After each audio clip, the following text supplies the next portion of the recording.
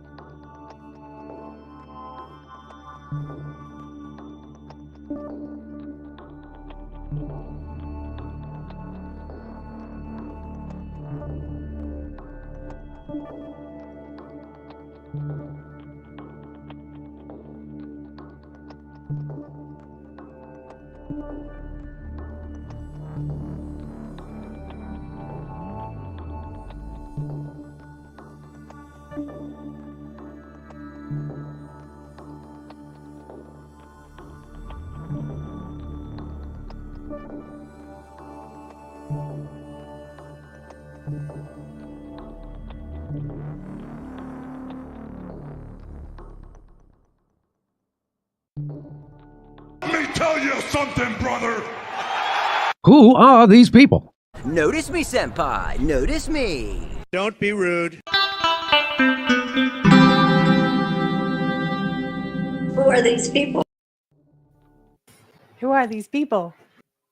Welcome to episode 31 of this show, Pro Wrestling Talk. I'm Angel Rivera, of course, alongside Mrs.Witchy Perfect, and we're going to be reviewing the pay-per-view that took place last night, and as well as talking about episode 2 of Vince's documentary on Netflix. So, first off, before we get started, how are you doing?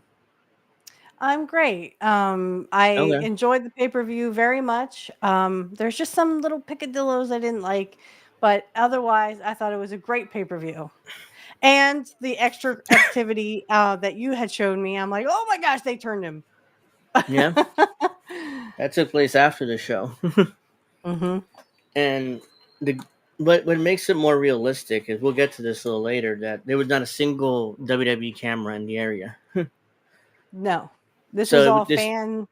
Yeah, it relies exclusively on the fans filming it, and they know they will film it because it's Cody Rhodes and Roman Reigns. Which, again, Cody Rhodes and Kevin Owens were together and talking to each other, kind of yelling at each other. So they know that this is what's going to happen. They're just going to film it and post it on social media. Yep. So it's very well done. I thought very creative. Like, oh wow, they turned him not on a show, but after the show. After all the cameras were off, and they knew fans would film it because they had two top guys there, together having a conversation, eventually yelling at each other. So yeah, they know it's going to happen, but we'll get to more of that a little bit later. So I guess we'll get started with the matches because there's only 5 on the card, and yeah. Overall, I thought, before we get to each match, I thought it was good. It wasn't fantastic. It was good. The first and last were probably the best. The rest of it was kind of filler. It felt like, it's like you're like, basically you wanted to see CM Punk and Drew McIntyre and the tag team match in the main event. The rest of it's kind of like, okay, let's just get through it, and then whatever. I don't know. I was kind of on the edge of my seat for the Dom thing, though. I think that's kind of cool that he put the chain around his leg so that I didn't expect. Yeah. I expected him to fall out, but I thought, go ahead, jump. Yeah. And you So and I were messaging back and forth, and I think that's going to be like a regular thing. I would like that to be a regular thing yeah. because the next one we have is oh no, I forgot already. Oh, I'm so sorry. What was the next pay per view? Oh, is it in Saudi? No, it's Crown No, Jewel in it's Crown Saudi. Jewel in November. Yeah. Okay. So the rest of the year sets up as Crown Jewel in the beginning of November. At the end of the month, it's Survivor Series War Games. Then after that is the first Saturday night's main event, which they're probably going to treat like a pay per view, and then they're done. You know, so that's what's left in the card for the rest of the year. So the first matchup in 31 minutes and 25 seconds. CM Punk defeating Drew McIntyre in the Hell in a Cell match. See, I don't know. Didn't it feel like 5 minutes? It didn't feel like 31, did it? Maybe that No, was just me. it didn't feel like it was 31 minutes, but it went 31 minutes and 25 seconds.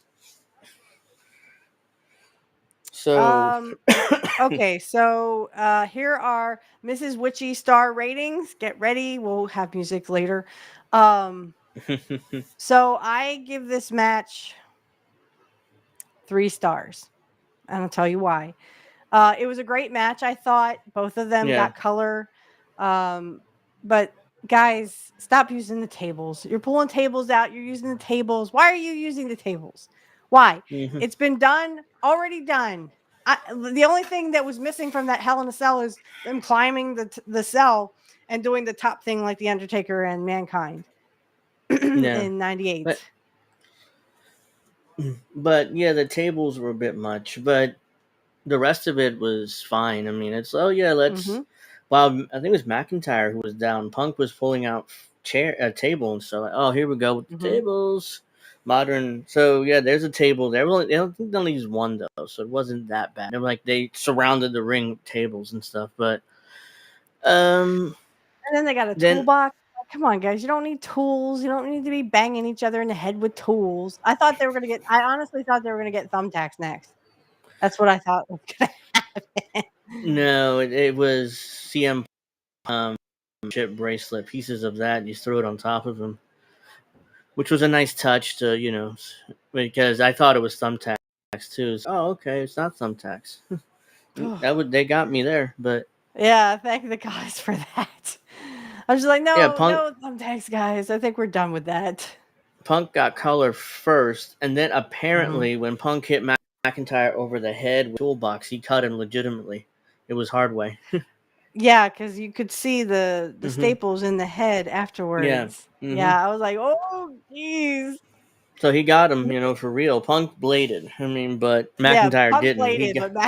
but McIntyre did not. hmm They caught him coming back, and he's like, "Fuck off."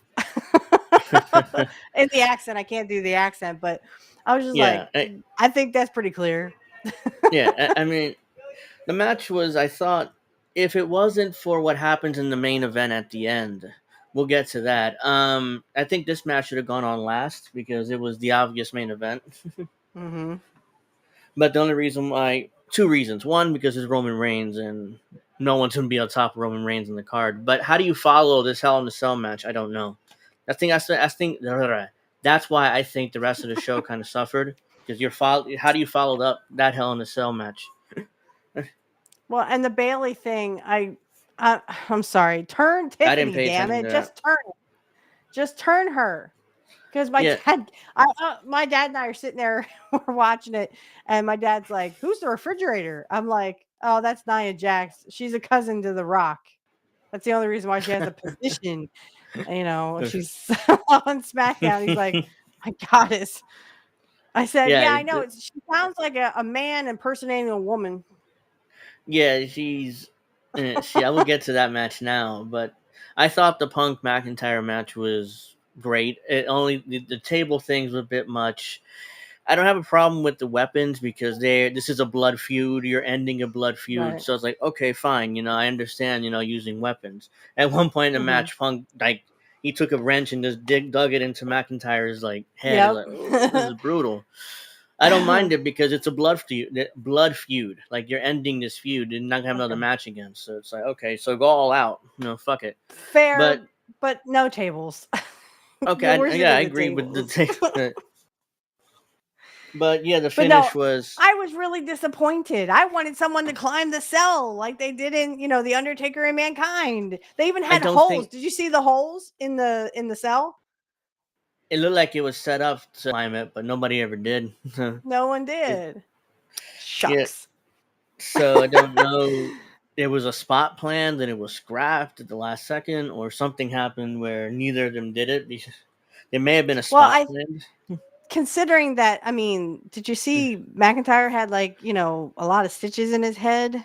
Yeah. I think because of that, I think it's but you could see them talking to each other. Guys, did you forget how to hide your mouth, in someone's hair or something? You could see they were talking to each other. Come on, guys. That's not, that was not. You're not keeping kayfabe that way.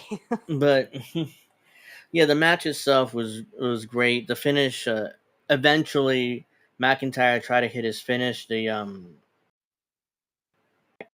Claymore, and then Punk moved out of the way and he hit his back on the steel steps. So that looked like that hurt. Yeah, I'm like, oh no. And then Punk eventually. I'm sitting there eating too. I'm like, I don't think I should be eating during this. Yeah. I'm sorry, I was hungry. I was like, I'm starving. Yeah, Punk eventually grabbed a bunch of those beads and shoved it down McIntyre's throat, hit his finish, and then just pinned him. What's good for the goose is good for the gander. Yeah, he had that chain around his knee. Yeah, that too. I forgot he put that chain on his knee forgot about that. But yeah, he's always thinking. 1, 2, 3, it's over. Eventually, to get to the back, and they give him oxygen. And McIntyre is pretty much down, dead, and the medical team comes out. I'm like, somebody give him CPR. Yeah. And fast.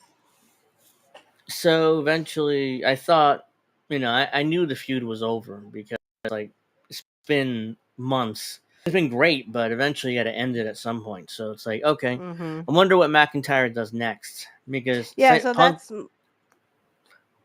Punk is probably going to enter the world title picture on Raw or something like that, because that was his original plan for WrestleMania 40 if he didn't get hurt. So eventually he's probably going to enter the world title picture and have matches with Gunther. But I was just going to ask, what do you think they're going to do with Punk and McIntyre? Okay, so Punk now, McIntyre, he can go into that world title too, because Punk kept him from being the title holder. So maybe it's not really ended, but it's kind of like they fight for the title kind of thing. Possibly, but if they really want to end the feud and they don't see each other again, you're gonna have to move one of them to SmackDown, because that's the only way this could be. Yeah. That they could be on the same show and not reignite this feud again. So yeah, I mean, one of them have to end up going to SmackDown, see who it is, but. Yeah, that's that's speculation. I also read somewhere that McIntyre might take the rest of the year off and just come back for a Rumble. Yeah. Okay. And I also read somewhere else that he might be feuding with the Wyatts. So I'm like, so which one? It's like multiple things at the same time, So did you see that The Fiend is back? That commercial they had for The Fiend? For the video game, yeah. Come on. It's for the video game though. It's not like for television. So okay, well, so it's not really that big deal. So the next match, I don't know how you follow this match. This is probably the worst placement on the card if you're a wrestler. It's like Nia Jax defeating Bayley for the women's championship. I mean, how do you follow in 14 minutes and 10 seconds? Like, how do you follow that? I'd be pissed. I really wasn't paying attention. Yeah, I'm not either. Really I was talking to my dad, and my dad was asking, who are these people? I'm like, I don't know. One's name is Bailey, the other one's Nia Jax, and then I said Tiffany Stratton has to come out. $5 says she comes out, and she came out like, you owe me $5. I know. No, yeah. But how do you follow that match? I mean, if I'm a wrestler, like, oh yeah, by the way, your card placement is after the big Hell in a Cell match, which opened the show. Right.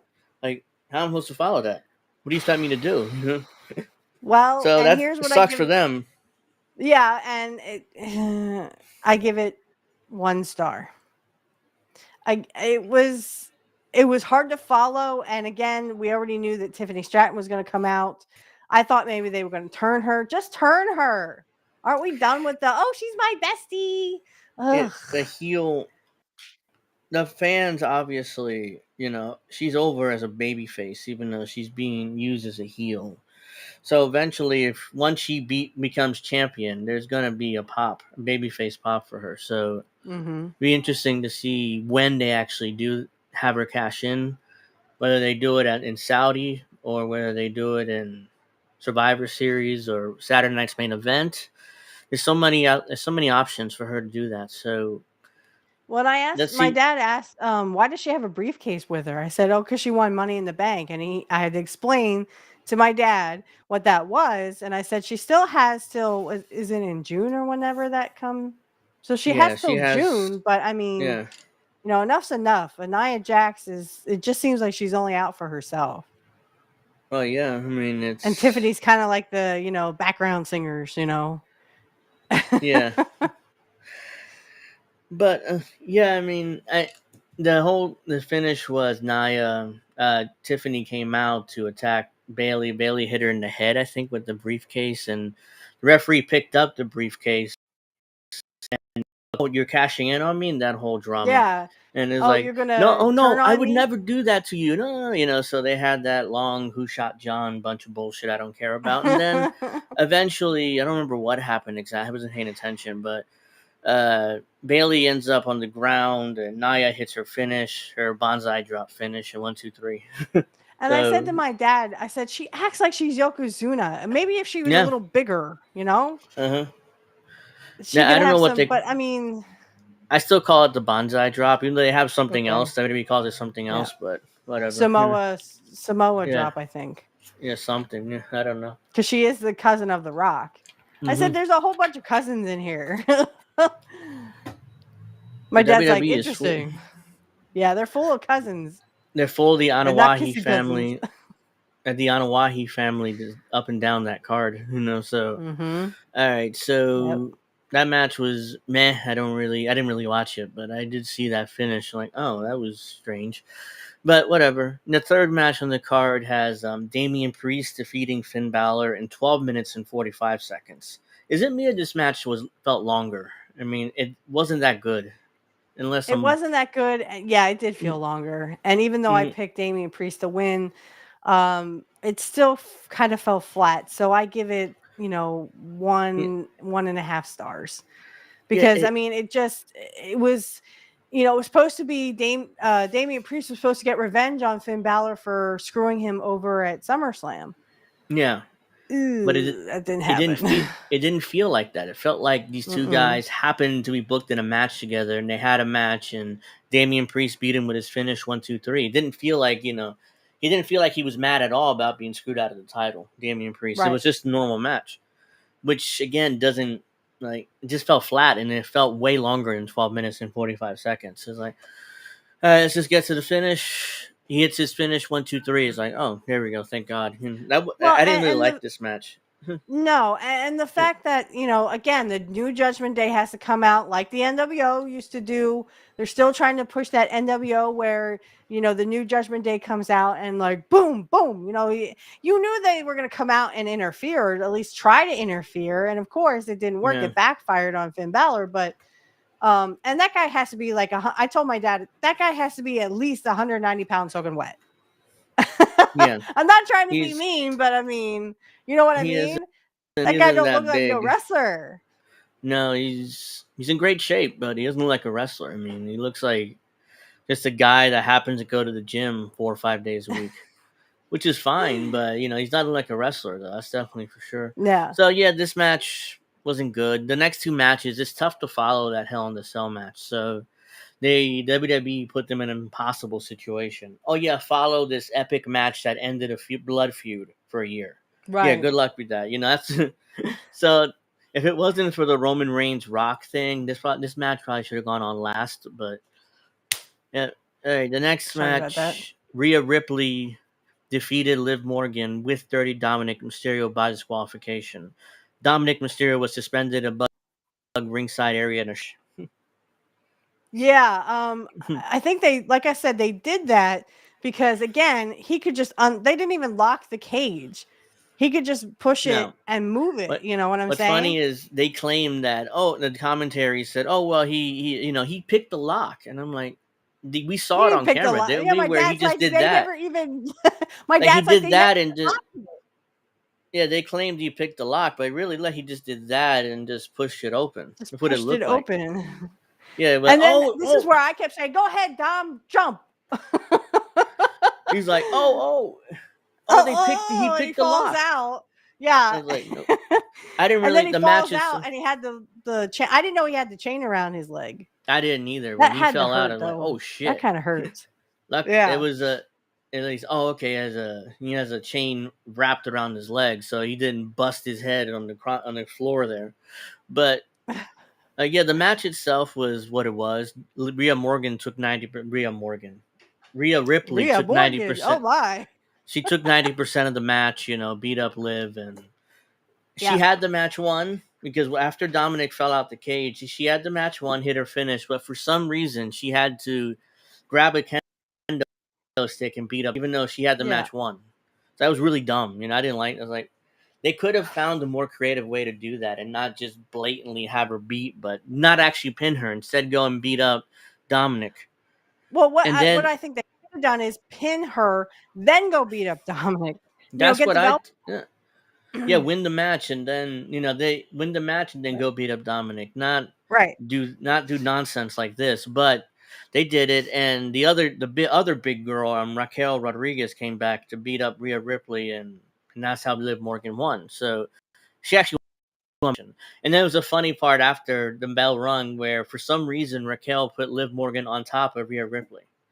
Like the match Yeah, is I over. know. I don't know What if are you Raquel doing? didn't. She forgot that. Oh, the referee saw me. Oh, that kind of thing. But like, I don't know whether she fucked up or some where she hit Rhea in front of the referee somehow, even though the referee wasn't supposed to be there. I don't wasn't know supposed to be looking. who Yeah. screwed up, but somebody screwed up because the bell rung, but for some reason she decided to put Liv on top of her. Like, where's the count? Oh, the match is over. Okay, let me just grab her and walk away with her. Right. Like, that So- was not good either. What I kept saying to my dad was, someone should tell when Dom was still in the, in the cage and like hardly moving. He's just like this. He's like frozen with fear, right? But he's screaming, "Come on, Liv, come on!" Honestly, I kept going, "Hey, Dom, jump! You may fly. You never know." For sure. Okay. Yeah. This gets a quarter of a star. Because again, you want good storytelling here, and I just don't think it was all there.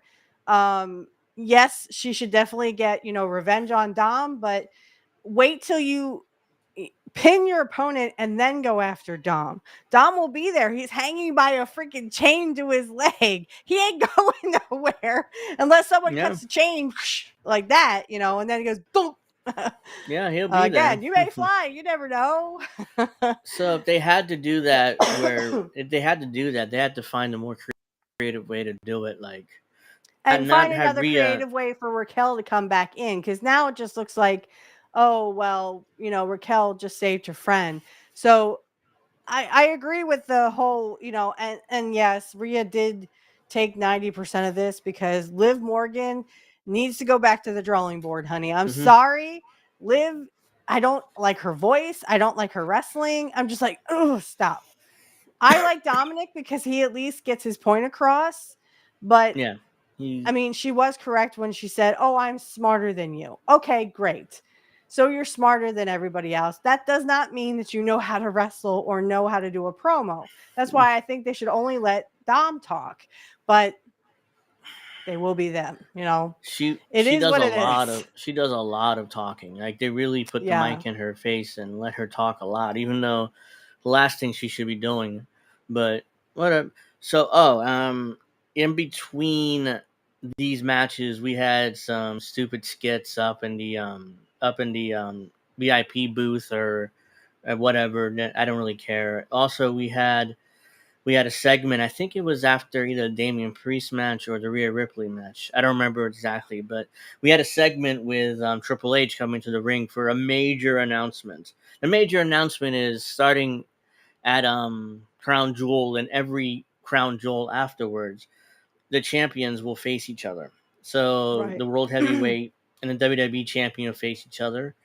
The the women's champion and the women's world champion will face each other. Whoever wins that match is going to get this big opulent belt that he showed there. And I'm like, and I assume this is the Owen Hart tournament belt for AEW. They don't have to defend it. They just keep it as, as like a prop, basically. They don't have to actually defend it. So so it's one of those things. That's what because I don't think that title will be defended. I mean, that's it's just one of those things where, hey, you are the best champion in the company. Here's this. Yeah, you're belt, the best of the best, is what Triple H said, and I was kind of like, well, okay, whatever. Saudi Arabia is just a gimmick show. Yeah, and it's just to Saudi Arabia, but but it was good to see Triple H. No offense to Triple H, but man, you got old. And I'm not trying to be rude or anything, but dang, I'm so glad he's not wrestling anymore. And then the Gunther thing. Gunther comes out, starts talking trash, sees Goldberg in the crowd, because Goldberg was in the crowd. Yeah, it seems like they're teasing a Gunther Goldberg match at some point, because that's the way how the whole segment went. And Triple H during the press conference later on, he said, "Well, it's possible. We'll see what Bill does. I mean, it's definitely in the cards. We'll see what happens." One of those things. Because he's been teasing for a last match kind of thing. He's been angling for a last match for a while. Yes. Even though WWE's pretty much ignored him, but now it's like they're probably going to give him his last match. As long as he put Gunther over, it's like, okay, it's fine. He's not going to be winning the world title. I mean, right. I mean, if he wants to win the world title, then forget it. It's not going to work.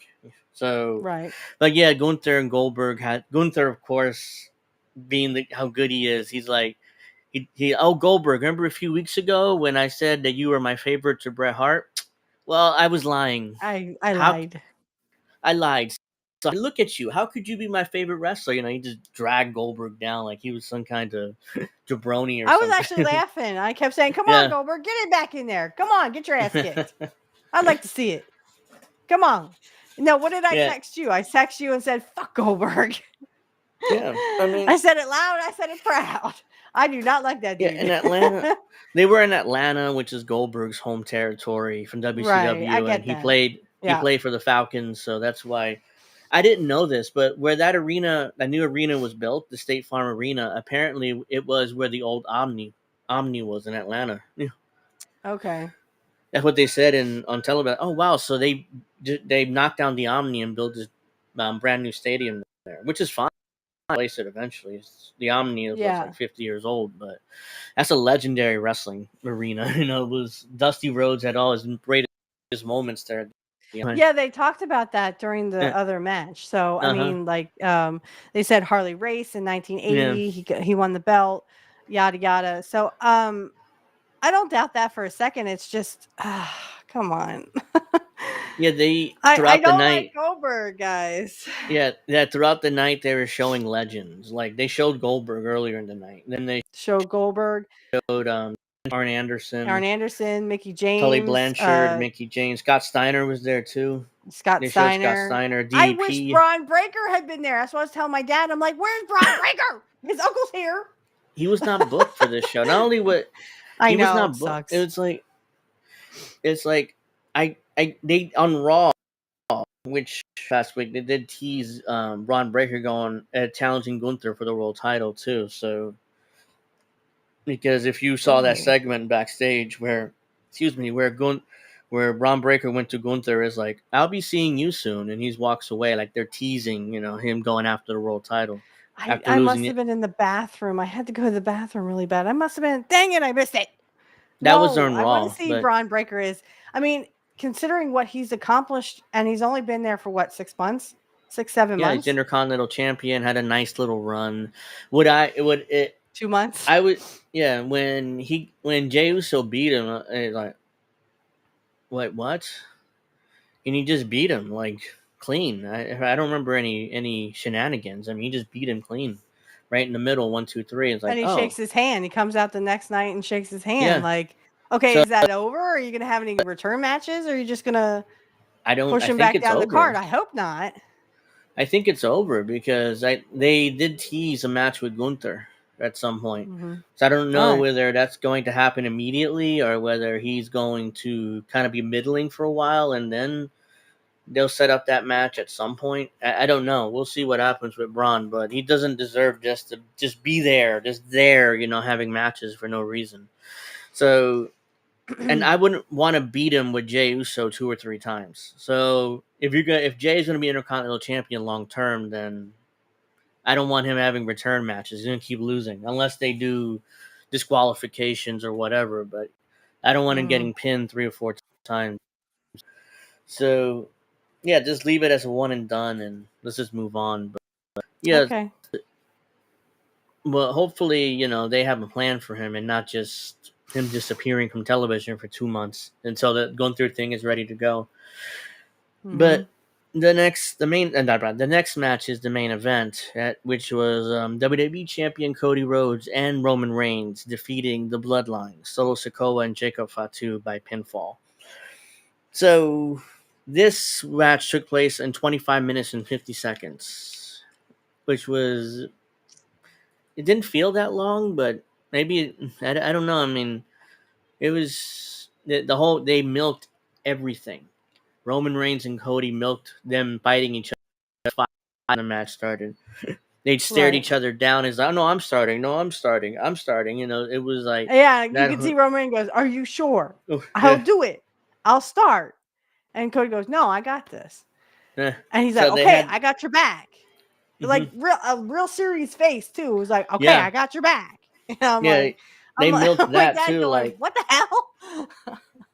They milked Sorry, that, and they milked, everything. Roman, Cody, and I think Solo started, and they kind of rolled they rolled around the ring a little bit, did nothing, kind of milked it with the fans. It took about 3 or 4 minutes before they actually started. They actually locked up. So yeah, the main event guys in WWE being the Cody Rhodes, the Roman Reigns, the Rock. All these guys like to milk everything. I mean, it's like ridiculous. I get some milking, but it's like, do something. I mean, fuck. Well, and I like the where was it Uso or was it the werewolf went around and pulled Roman Reigns off the apron so that when Cody made that tag, it wasn't there. I do like that part. So here's my picadillos. Again, they were using the table. Cody drops off the top rope, goes into the table with a frog splash onto the werewolf. Again, the announce table, guys. It's been done before. We've seen this before, guys. I just get so tired of the table. They needed to take out table. They needed to take out Jacob Fatu somehow because he wasn't involved in the finish. So that's the way they came up with it. When Cody just splashing him through the table and basically telling Roman, "You got this. You can win this match, man." So yeah. Eventually, the other two Bloodline members came out, and Roman got rid of them easily.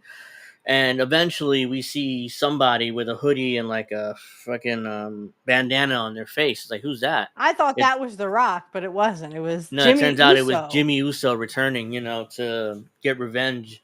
Because Solo beat him up and kicked him out of the Bloodline after WrestleMania. So, you're kidding. So that's what happened right after the Raw after WrestleMania. That's why Jimmy all this time. So Jimmy's back. He beat up those guys, and then eventually Roman Reigns speared Solo and beat him 1, 2, 3.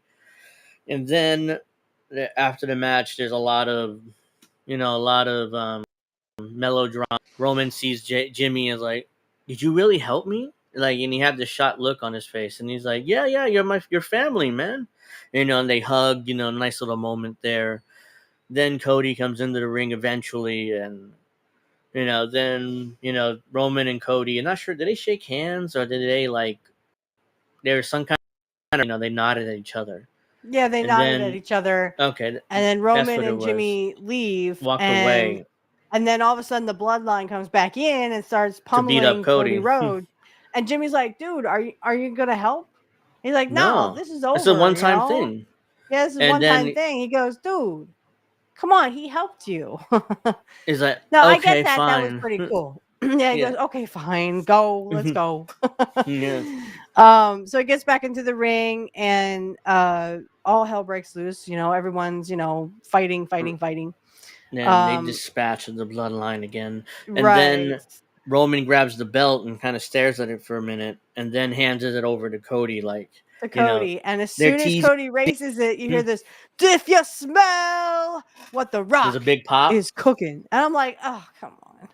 I Big knew the pop Rock was for gonna come out though. It's yeah, like we all I'm kind of like knew. $5 says the Rock comes out. We all knew. So Rocky comes out for some reason. He has his champion belt, which is a prop. I mean, Yeah, it I'm doesn't mean like anything. my dad's like, "What's he the champion of?" I went, "Nothing. Nothing. That's a cheap belt that someone made for him."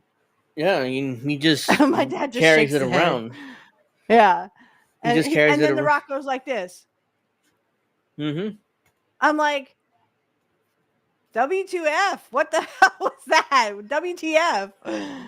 What the hell? And so I've been trying. I was thinking about that. I'm like, there's one or two things. Either Rocky is reminding Cody that he beat him at WrestleMania with the 1, 2, 3 thing, or it's referring to Solo. Like, look, dude, you keep losing matches, so it's like you're done, or Yeah, no one knows it's who he's back for.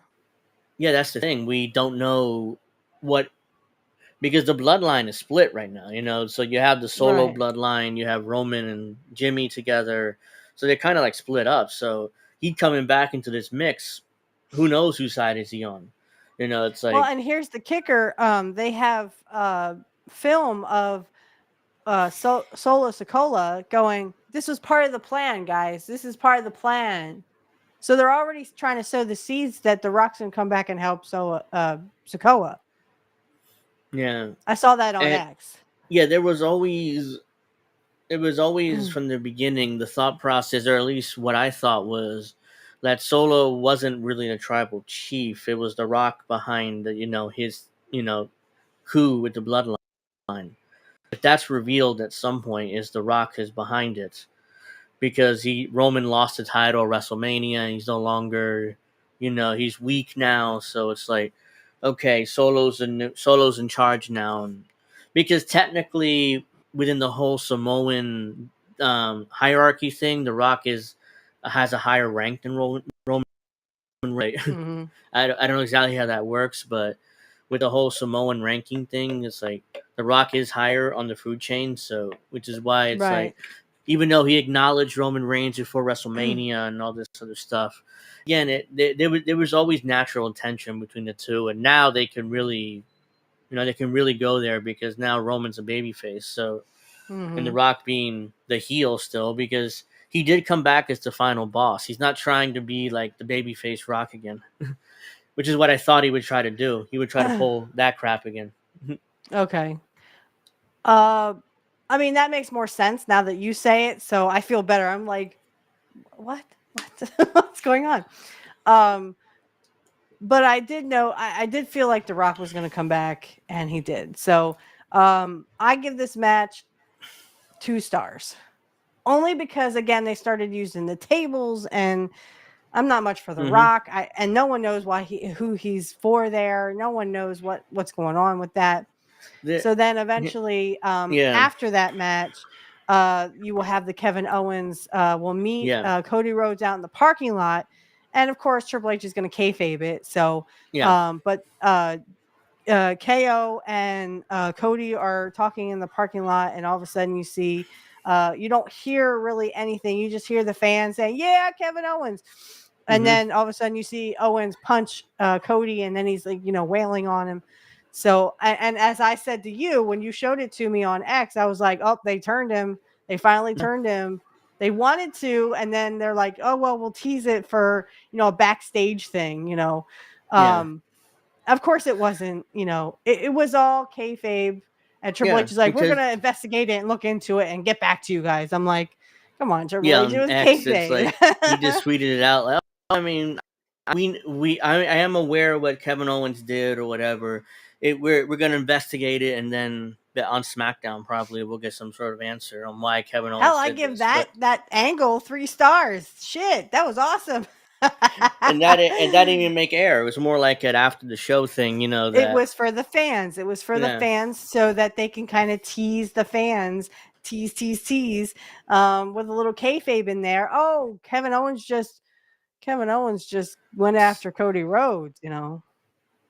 Yeah, it says after the event, fan footage from outside State Farm Arena showed Cody Rhodes at his tour bus preparing for the post-show press conference. Confronted him. Rhodes and Owens argued and proceeded to attack Rhodes, with WWE security officials separating them. Triple H addressed the issue, stating it would be handled internally. So right. He kayfabed it, of course. So it's like, but yeah, I mean, they knew, like I said at the beginning, they knew that the fans would be out there. So, and they knew they would be filming it, because it's like, especially when they started yelling at each other. So it's like, they said they knew they would post it on social media. So they did a heel turn without having to use television time to do it. You see, which is pretty creative. Smart. Because this is very, very. This is smart. This is smart business. Triple H should be very proud of himself, because this was awesome. I gave it 3 stars, man, and they weren't even on TV. They were doing the post show maybe. Yeah, by then. It was Cody's supposed to go do the press conference after the show press conference, but Cody and Kevin Owens caught up to him and beat him up instead, so he never made it to the press conference. Mm-hmm. So it was because now, starting on Monday, Raw is going to be 2 hours for the rest of the year. So they're losing an hour on Raw. Yeah, starting tomorrow night. So and SmackDown's only 2 hours, always has been. So they're going to have 4 hours of television every week, which is not a lot. Not a lot to build towards pay-per-views and stuff. So they got to find other ways to film angles or whatever. Mm-hmm. I felt like the 3 hours was more like a filler for what was going to happen at the pay-per-views anyway. Does that make sense? Yeah, I mean, if it wasn't going to happen at the pay-per-view, it was more like just a filler match, like the New Day. Yeah. What pisses me off is, I texted you and said, "What the heck, Jey Uso against the New Day guy? Why not Braun Breaker?" And I was so mad. It's like they are trying to. I don't know what they're trying to do with Braun Breaker, because I thought, he hasn't really been used, and when they did use him, he dropped the belt to Jay, and I'm not sure what they're doing with him, but yeah, that maybe he just goes and just be there. I would not be surprised if he won the Royal Rumble next year, just based off everything, because Braun Breaker's supposed to be become one of the top guys on Raw in the Netflix era. So, and I hope that happens. He's got a great physique. He looks like a wrestler. He acts like a wrestler because he's second generation, of course. Yeah. You know, all those second generation guys were very well schooled. They because they watched their dads. Mm-hmm. Rick Steiner. I wasn't much for Rick Steiner, but I mean, Rick Steiner was a good wrestler. Him and his brother Scott. So I mean, Braun is going to be like a the same block off the tree. Block or the apple doesn't fall far from the tree when it comes to Braun Breaker and Rick Steiner, since Braun Breaker is Rick Steiner's son. So it's just I hope Triple H keeps him going, and maybe we could have like a non-title match with him and Gunther to start, but then put him back into the mix. Don't push him down the card like you did with the other second generations I can think of right now. So that the pay-per-view itself was good. There was the middle matches are more just there just to get to the main event, but I mean, they they have to find more creative ways to, to get angles on filmed, because I'm like, yeah, they have 2 hours on Raw, 2 hours of SmackDown. They have to use that in order to build towards what, Crown Jewel, Survivor Series, and Saturday night's main Yeah. event. I mean, that's not Yeah. much time in today's wrestling in order to build up cards properly. So Mm-hmm. so the Kevin Owens heel turn will probably lead to a match between him and Cody at some point. Because Cody's busy in Saudi with Gunther, so they're gonna have Yep. that match to decide who's gonna be the Crown Jewel champion or whatever. So he's busy there. So unless they book these matches on SmackDown, him and Kevin on SmackDown, that'd be Mm-hmm. the only way. Well, they Because have it Gunther and Sammy on Raw, right? Raw tomorrow night, yeah, there's gonna main Yeah. event Raw tomorrow night. So I'm like, Gunther is obviously going to get his win back from Sami Zayn from WrestleMania. So it's not like Mm-hmm. Sammy's actually going to walk out the world champion. That's not going to happen. He got to get his win I back. hope not. Gunther. I hope not. Oh no! I I hope mean, not. I hope not. But there's no way that they would, just end this reign unless Gunther's hurt, which he doesn't look like he's hurt. But even if he's healthy, he's winning this. He's getting his win back from Sami Zayn Mm-hmm. from WrestleMania. So I'm like, I wouldn't have put Sami Zayn over at WrestleMania, but they did it. He has to get his win back now. So Mm-hmm. so My yeah, dad so asked that about that. Like, why don't they just have a belt for? Because he said, well, if he's the champion and he's the champion, what's the difference? I went, one's Raw, one's SmackDown. He went. I said they had two separate belts. Well, why don't they just get the belts together? I went. Ask Triple H. For some reason, they got to have a Raw champion. They have to have a SmackDown champion. Well, that's mostly on the networks, because the Okay. issue when Roman Reigns had that 3.5 year title run, he was only on SmackDown, so he was only on Fox. So USA was kind of like bitching about how the world champion is never on their show on Raw, which was their show, the show they're airing. So eventually, that's when Triple H came out with the World Heavyweight title, and they ended up putting it on Seth Rollins eventually. So make USA happy that they had a champion on their show. So that's the only reason why it happened, because Roman was both the WWE and the Universal champion for most of that 3.5 year reign. So yeah, I'm like, that's why they did it ultimately, even though they're still calling Cody the undisputed WWE champion, which makes no sense because there's another world title there. So just call him WWE champion, but just drop that undisputed part. But whatever, they still call him undisputed. Yeah, call one the Raw champion and the SmackDown champion. What's the difference? So then what are they gonna do with the Cody, Rock, Bloodline, Kevin Owens thing? I don't know. Roman Reigns also involved in that. There's so many different directions they can go. From the Rock's gonna get, because the Rock wants his match with Cody. I mean, they promised that, they teased that back in April after WrestleMania, where basically the Rock said, "When I come back, I want my match for WWE Championship," and they agreed to a match once he returned. So when that match supposed to happen, I don't know. Whether it's going to be, it's not going to be at Saudi. It's not going to be a Survivor Series. Maybe Saturday night's main event as a big main event on NBC. Maybe they'll do the Roman Reigns match there too. I mean, anything's possible. They're just kind of teasing things at this point. They're teasing and I mean, that's fine, but don't give The Rock the belt. If you give The Rock the belt, I will stop watching. He is not where it's at. I'm sure he wants the belt. If you were he wants to, beat Cody, but it's like Cody needs his win back. I mean, the Rock's in his mid-50s at this point. He needs his win back. Yeah. I mean, and then you can have the match with Roman later, but yeah, Cody needs his win back. That match is gonna I'm kind of be sitting on the edge of my seat to see what happens, even though if it were totally up to Triple H, Cody's getting his win back, but Rocky, he's on the board. He's close to the CEO of the company, so it's like, what if he goes over Triple H's head is like, I should be WWE champion, you know, big Hollywood star, you know, blah blah blah. Give me the title one more time. We'll see what happens there. The Rock tried to do that at WrestleMania, if you remember, but Yeah. ultimately the fans kind of rebelled and they were like, that's not going to happen. So they made that pivot, which was brilliant. I mean, what ended up happening at WrestleMania was great. But and I told you what Rock was going to beat Cody. He had to make it that Bloodline Rules match. Is like, Right. there's no way And Rocky's someone going to had do a mentioned that job. last night. They're like, "Isn't it always Bloodlines rules?" And he's like, "Yeah, kind of." I was like, "Not this time, you idiots."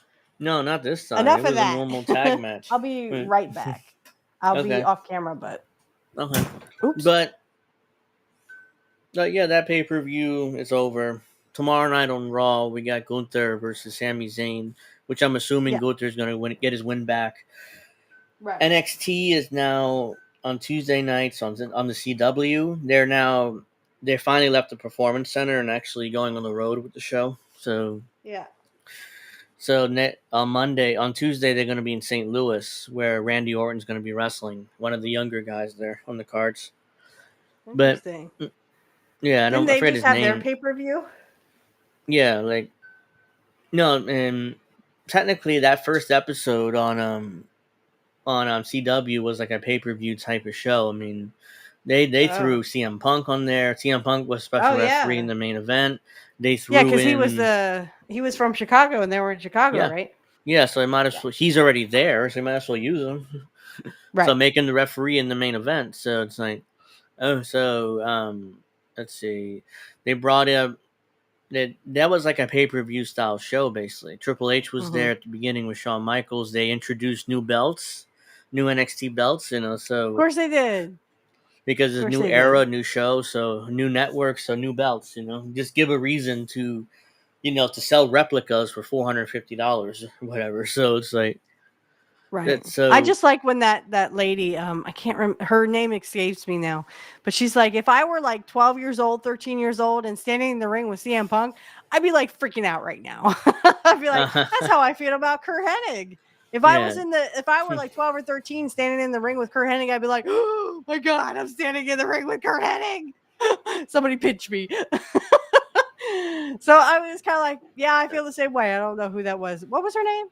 Do you I remember don't her know name? right now. No. Rocky, New Bloodline versus Roman, Jimmy J, Cody, and Orton. I guess that's at War Games. You're trying. Yeah, War Games. Okay. Yeah, War Games. The Rock will be the last guy that goes into the War Games and will not wrestle, but tell them what to do. Sounds I like could The see that. Rock. I could Yeah, see that. I could see that being realistic.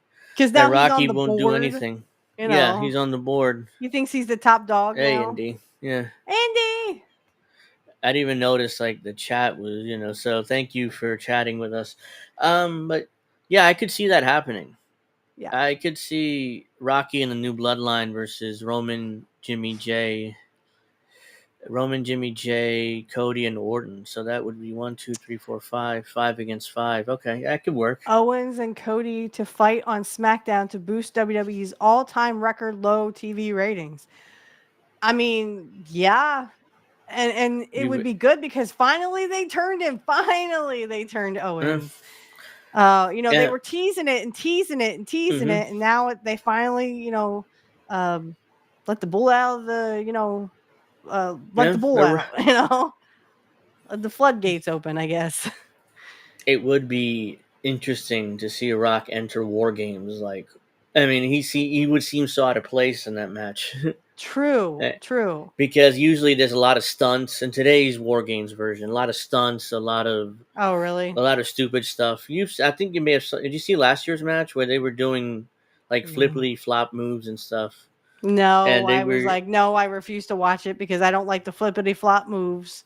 yeah. They War Games has turned. It's not really a brutal match anymore. It's just stunts. It's just stunts off the top rope, off the cage, and who did it? Who did that stunt? No, it was Randy Orton. It was McDonough, that the small guy in the Judgment Day, where he got shoved off the top of the cage and Randy did an RKO on him while he was landing. So it was like Ha, that's their big stunt. jeez. Oh man, come on. I think who is in the pictures behind you? Is that J.J. Dillon? That's not me.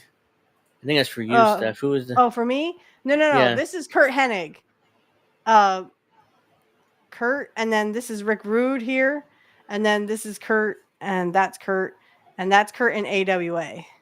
Yeah. So the only thing I have behind me is Mr. Perfect. You don't know who Mr. Perfect is? I mean, come on, Mr. Perfect, baby.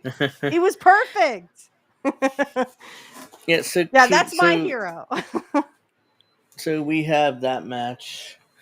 Friday night would be very interesting because we're gonna get the beginnings of answers between The Rock, Roman Reigns, Jimmy, Solo, and his bloodline. Cody's still involved in that. I mean, so there's gonna be plenty of options, plenty of ways they can go with this. I mean, that War Games match is very likely, and because it's Roman, how do you get Jey Uso involved in the bloodline again? Because Jey Uso made it clear they want nothing to do with Roman Reigns anymore or the bloodline. So how do you involve maybe he Jey could say, Uso? Psych, I was just kidding. Because of his brother. Oh well, if Jimmy's back, well, okay, Roman, I'll I'll kiss your ass one more time. I don't know. Yeah. Because after WrestleMania, he made it clear that he was done with his brother, the bloodline, Roman Reigns, all that stuff. So he's the Intercontinental Champion now. So he's getting a singles push. So I'm not sure how they would figure out a storyline way to involve him again. So and Hikalo. But who's Hikalo? Angel, do we see Hikuleo debut at War Games? Hikuleo, excuse me. Sorry. Yeah, this is the huge. This is like the big guy. The brother. I think he's related to Tama Tonga and his brother, right? I know who he is, but I'm just trying to figure out the relation because it's so many of these guys now that are in WWE that I'm confused. But he's like 7 foot or something. He's huge. Oh wow! I would not be surprised, Nick. Especially if Rocky kind of in that match, and he finds his 7-footer, huge 7-footer, to beat up the baby faces while he just stands there, and directs traffic like this, basically. Because good question. Yeah, thank you for that question. Yeah, it's very likely because WWE already signed him. The WWE already signed him, so yeah. That's his name. Taya Tonga. I'm sorry, I'm butchering his name. But yeah, Hikuleo's, I think, real name. So yeah. Yeah, I mean, I could see that happening. I could see The Rock having some sort of insurance policy or some sort of surprise for like, hey, look, I got a surprise. I got insurance policy. I'm on the board of directors, so I can make up rules whenever I want. He can very easily say, you know what, it's 6-on-5 now, and here's the 6th guy, and then this big, huge guy comes out to the ring and, starts beating up the baby faces while Rocky just stands there, like that. The way I don't know. I mean, he's like arrogantly standing there, like, oh, I mean, you can't beat up this guy. He just stands in the corner, kind of like, yeah. And then eventually, I don't know who would win that match. I would assume I would not be surprised if the finish is The Rock. The Hikuleo guy beats up everybody, and The Rock just pins one of them 1, 2, 3. Right. I mean, and or wins kind War of just Games like that. stands there like that with the leg on. Yeah. You know what I mean? And he wins War Games. Goes like that. Then he could say, "Well, I want more games. What? I mean, my team won. So." Nick but says, he can still come back. Nick says, I don't see The Rock competing at War Games. He's the final boss. He doesn't compete in the War Games match. Wait, well, Universal, you hung out with Kurt Hennig? Are you shitting me? Are you serious? Let me know if you're serious. I'm sorry. Go ahead, Angel. Hard to see from here. It is kind of hard to see, but I hung out with Kurt several times in Minnesota. Yeah, I know. Interesting. If that's true, that's interesting. So Yeah, if The Rock, I would not. I mean, he has the final boss, and if you're into video games, you don't see the final boss until the end of the game. So True. to see him in the War Games match, the only way he would do it is that way. Like he doesn't do anything, and he just like the heel and just watches everybody else beat up the baby faces, and then he'll come in at the end and just pin one of them, whether it be Cody again or Roman. He just pins Roman. I don't know, Here, let's see if that helps. There, does that help, Universal? I have many collages of Kurt because he is my hero. But if that's true, just let me know in the comment section because that's freaking awesome. Like I would have loved to have met Kurt Hennig because he was a great wrestler and yeah. he's second generation and he was a really great guy. So I just rewatched his The Life and Times of Mr. Perfect and hearing Wade Boggs talk about how Kurt basically saved his life. Mhm. Do you know this story, Angel? I heard a little bit, but I don't remember exactly how he did it Okay. though. So Wade Boggs and Kurt were good friends. Wade Boggs is a baseball player for people who don't know who Wade Boggs is. Mm-hmm. He was a baseball player for the Twins and he also was in the Yankees too. Yeah. And him and Kurt were good friends and they went hunting and I don't know how it got started. I think maybe Wade was like, "Hey, there's a barbed wire fence." Oops. Sorry. My background is like, "Nope." All right, Yeah. there we go. Well anyway, there was a barbed wire fence and I think Wade said, "Why don't we just go through it? It's whatever, it's not going to hurt us." And Kurt's like, "Why don't we just go around?" Because I would have done the same thing. I'd be like, why Yeah. don't we just go around?" Well, Wade, didn't want to go around, so he ends up going head over heels in the barbed wire. I mean, he really injured himself. Kurt said there was a lot of blood there. And Yeah. Wade Wow. Bogg goes, and Kurt did this. "I guess I'm going to have to carry you." And he literally got him out of the barbed wire. He carried him 3 miles to the hospital. And Wade said that if it hadn't been for Kurt, if they had been like an hour or so, if they never went to the hospital, Wade could have lost his life because he was losing a lot of blood. Wow. And he said, Kurt was my guardian angel that day. And he literally carried him over his shoulder 3 miles to the hospital. And But I mean, that's just, oh, you were serious. Oh my yeah, God, he that's says he's awesome. serious. Oh, He's. that's so awesome. Oh, that's awesome, Universal. If you would like to DM me, is my link in the description field for my I don't know about your ex. I mean, it might be. okay. Everything else is though. I mean, you might have to. Okay. So if you want to DM me, Universal, my whoops, go over here. You can My just put it in the chat. okay. My handle it's really easy. So it's at Kurt Podcast 0420. That's just my handle. If you want to go ahead and follow me, I'll put it in the chats. There. There it is, Angel. I'll just do this here. Yep. Yeah. Rick Rude. It was Rick Rude came out of Minnesota. Of course, him and Kurt were friends. You had Hawk and Animal. You had Barry Darso, Yeah. Scott Yeah. Norton. All those guys came from Minnesota. Greg Gagne, Vern Gagne. Even Hogan went through Minnesota. So Yeah. At one point. he wasn't Let's really see. from it, but Mm-hmm. Can't happen. The baby faces just beat up the whole bloodline with just 3 people. Rock won't be in the match and stand back to watch the 4 people who failed.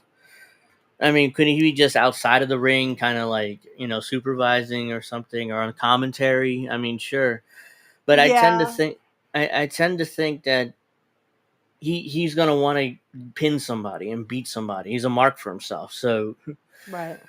even though he's probably shouldn't be in the match, but would he insist on being in the match just to pin somebody and beat him? Yeah, maybe. But yeah, I mean, that scenario that I pitched for Survivor Series with Hikaleo, I mean, that could happen.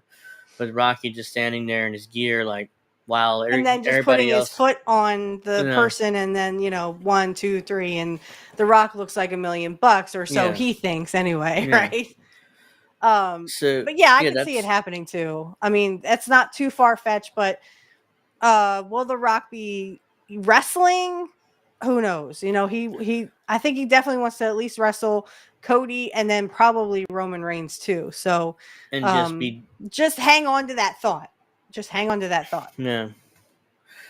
Supervising a 5-on-4 match of the 4 guys who just got their asses kicked by 3 guys. Yeah, I mean, The Rock's going to be involved. He has to now, since his movie's done and he has nothing else to do. He's going to be involved. Did we know what movie he went out for? I don't know. I mean, okay, he did some film, but yeah, I mean, he went. So he's now back, and he's probably going to be back on and off until WrestleMania next year. Universal says, if you remember, Wade inducted Kurt into the Hall of Fame, which he I do. Yeah, and that was a great package they did on him. Those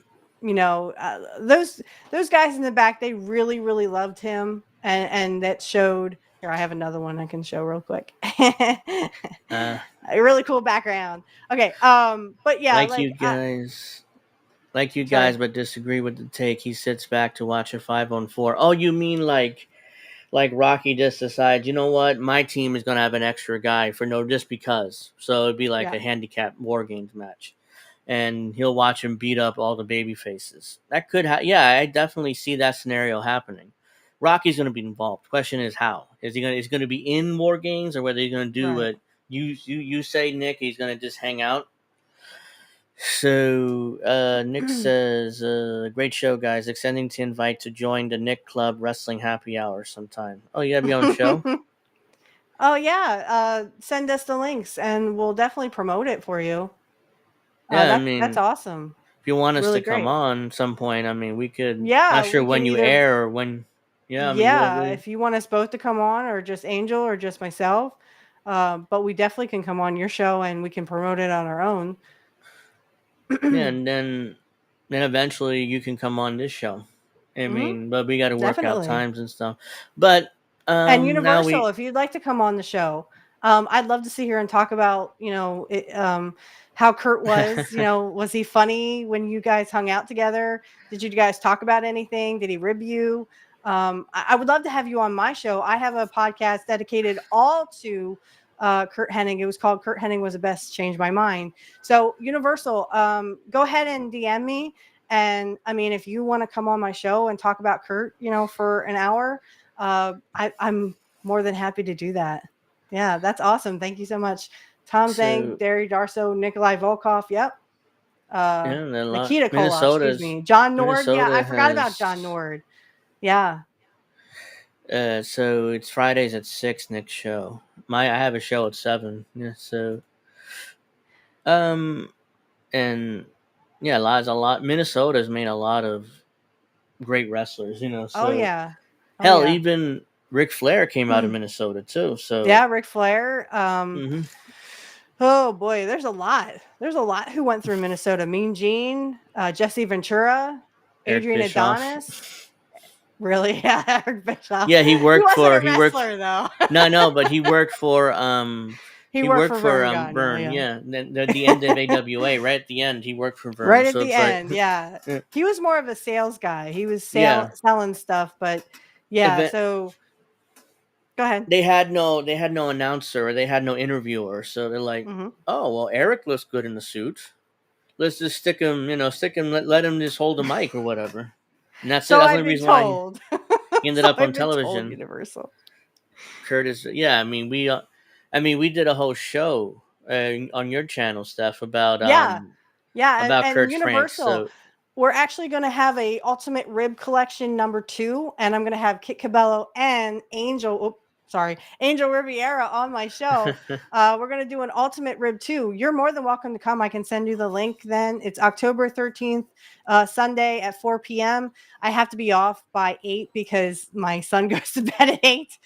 So but yeah, like if you want to DM me, I'll send you the link and we can get it together. Yeah, I'd love to share those ultimate ribs with you, because I just had Angel and Matt Collins on. I think that's 56. So it's episode 56 coming up in a couple of weeks. We're gonna have that ultimate rib collection #1, and oh god, it was so much fun. We just sat there and laughed and had a great time. And yeah, it was fun. And yeah. I put my X in the chat too. Mhm. If Nick, you want to follow me or something, so we can. And Nick, you can Do follow me something. too. I will definitely do your show. I'd love to sit there and talk about new wrestling, old wrestling. And that's kind of what we're doing here, talking about old wrestling, new wrestling. I just have one more background to show because I think these collages are freaking awesome. So this is the normal one that I have on my show. There we go. I like all of these pictures because like this one right here. No, this one right here is like his last match, which was a crap match, but whatever. And then like this one, he's like the US champ. So yeah, so what else? We have to also talk about the. Oh, are we okay. gonna The go over the Rock Rumble has. or are we gonna come over just stay No, I don't here? think we can because we got to be off at maybe before 9 because another show coming on here on the network. Okay. How do we miss that? The Rock has 4 projects currently in production. 3 of them are in post, and one's currently filming, which is Moana. Oh, the Is that sequel to Moana the. 2? I think so. Yeah, it's Moana Yeah. too. So okay, yeah. I mean, we got to talk about the Mr. McMahon documentary episode too. I didn't watch anything on it, so I'm kind of maybe you have to take the lead on this one, and I'll react. But Okay. So basically episode 2 was they talked about the Warrior holding Vince up for money, and they also talked about the steroid trial and how Hogan, they talked about how basically, who stooged Jesse Ventura. mm-hmm. Vince said in the deposition that it was Hogan. And Jesse was shocked because I mean they were friends. Yeah, Jesse and him were yeah, friends, and that basically, he stooged him to Vince McMahon, and really the mm-hmm. Jim Cornette broke down. No one was going to follow Jesse in the 80s. That's true, but I mean, it was for the benefits of the wrestlers. It was so that the Yeah, wrestlers could say, well, this promoter, XYZ promoter, is screwing us. They're not giving us the pay that we need. They're not giving us this. They're not giving us that.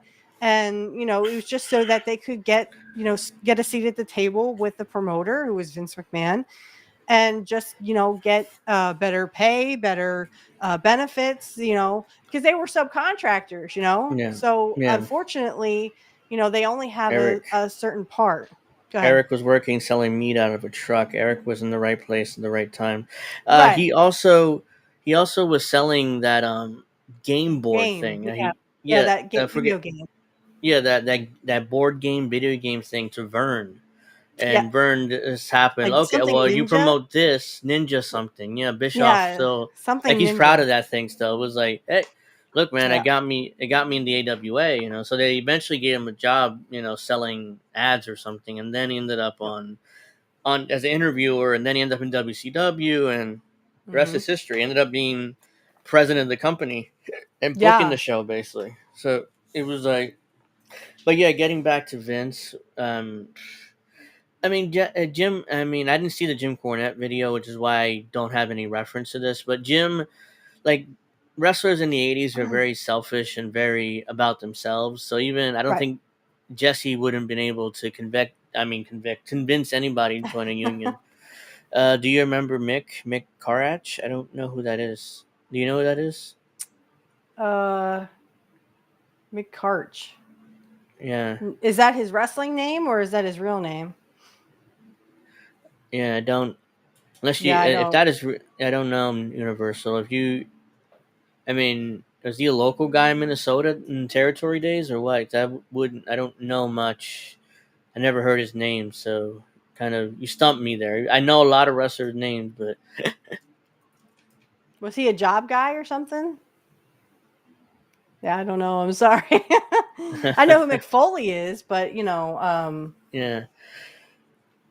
So, yeah, I mean, ultimately, the wrestlers weren't going to join a union. I think if Jesse was just a commentator, so people wouldn't really take him seriously.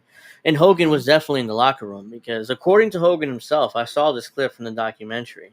It was like I immediately went to Vince and I told him what Jesse was planning, and that's when Vince kind of put the kibosh to it and fired a bunch of guys. I think there's Such a a lot great of. topic. Go ahead. Such a great topic. Unionization in pro wrestling. I think there are a lot of validity to it, but the workers are too selfish. I mean, yeah, Right. that's kind of the problem there. Jean Paul also admitted he was the one that had the idea for the Montreal Screwjob. Right. Triple H Yeah, took. There's a lot of people that took credit for that Montreal screw job. everybody tried to take credit for it. It was Jim Cornette actually who actually did it. I mean, he said, "God damn it, Vince, it's your belt. Double cross him." It was actually a double cross, not a screw job, because they'll go Yeah, into this later. But episode 2 was more about Jesse Ventura, the steroid trial, where Jim was when Hogan went on this Arsenio Hall show and said, "No, I don't abuse steroids. Of course I don't." Um, and everyone knew he was lying because he's a liar. yeah. But Apparently, Vince was pissed off at Hulk. It's like, yeah, why didn't you just tell the why truth, didn't you man? I just tell the mean, truth, man? it'd be easier than to bullshit them, and everybody knows you're lying. Look at you. Yeah. Look at you, Hulk. I mean, everybody knows you're on the gas or juice or whatever you want to call it. So it's like, come on. Candy. I think that they said the wrestlers I have to. can't. They quoted, Uh-huh. yeah, they quoted Vince in a. I don't know if it was a memo or something, but it was like an email and said the wrestlers have to have their candy. Yeah, so that could also reference cocaine, but that was, this is in Right. the early '90s by then. But yeah, I Yeah. mean, I've heard wrestlers call steroids candy, so it's like, Mm-hmm. it could be that. But yeah, I mean, eventually, I not think episode 3 goes into the Montreal Screwjob. I would assume. I mean, I think it's episode 3 or 4. yeah, the next one we're gonna talk about because this episode was more the whole warrior thing. I mean, you brought that up a little bit. I'm like, Yeah, you because they think, brought it up too.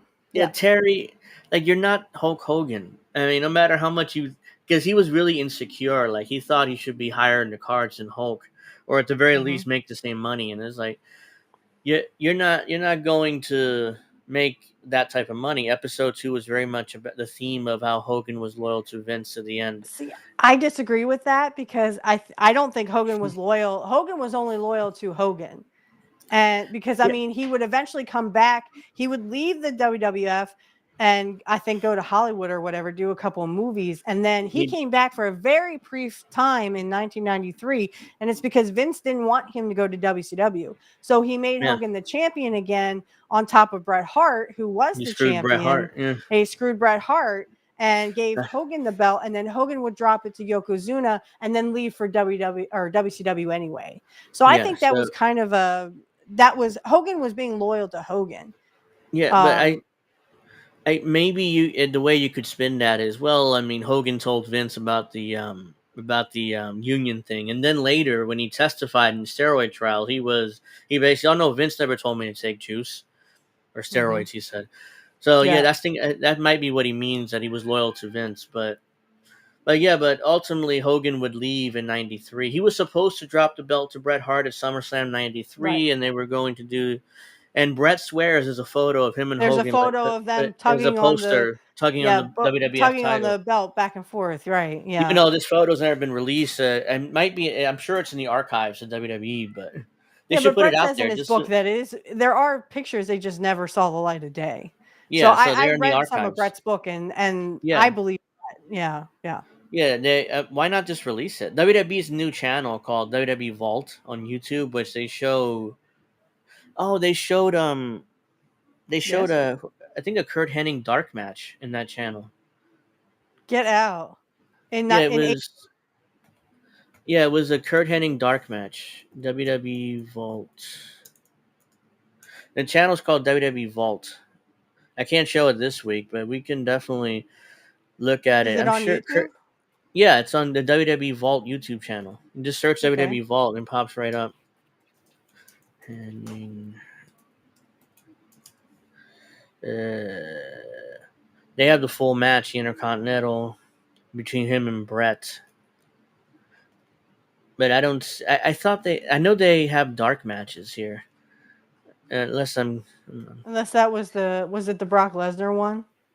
Oh yeah, I think Brock. They did upload a Brock Lesnar dark match, but I'm not Yeah. sure if Kurt was on it. I'm pretty sure Kurt Wayne might have been around. Hold on, let me see. Well, yeah, Uh, they had a dark match between because I have it downloaded.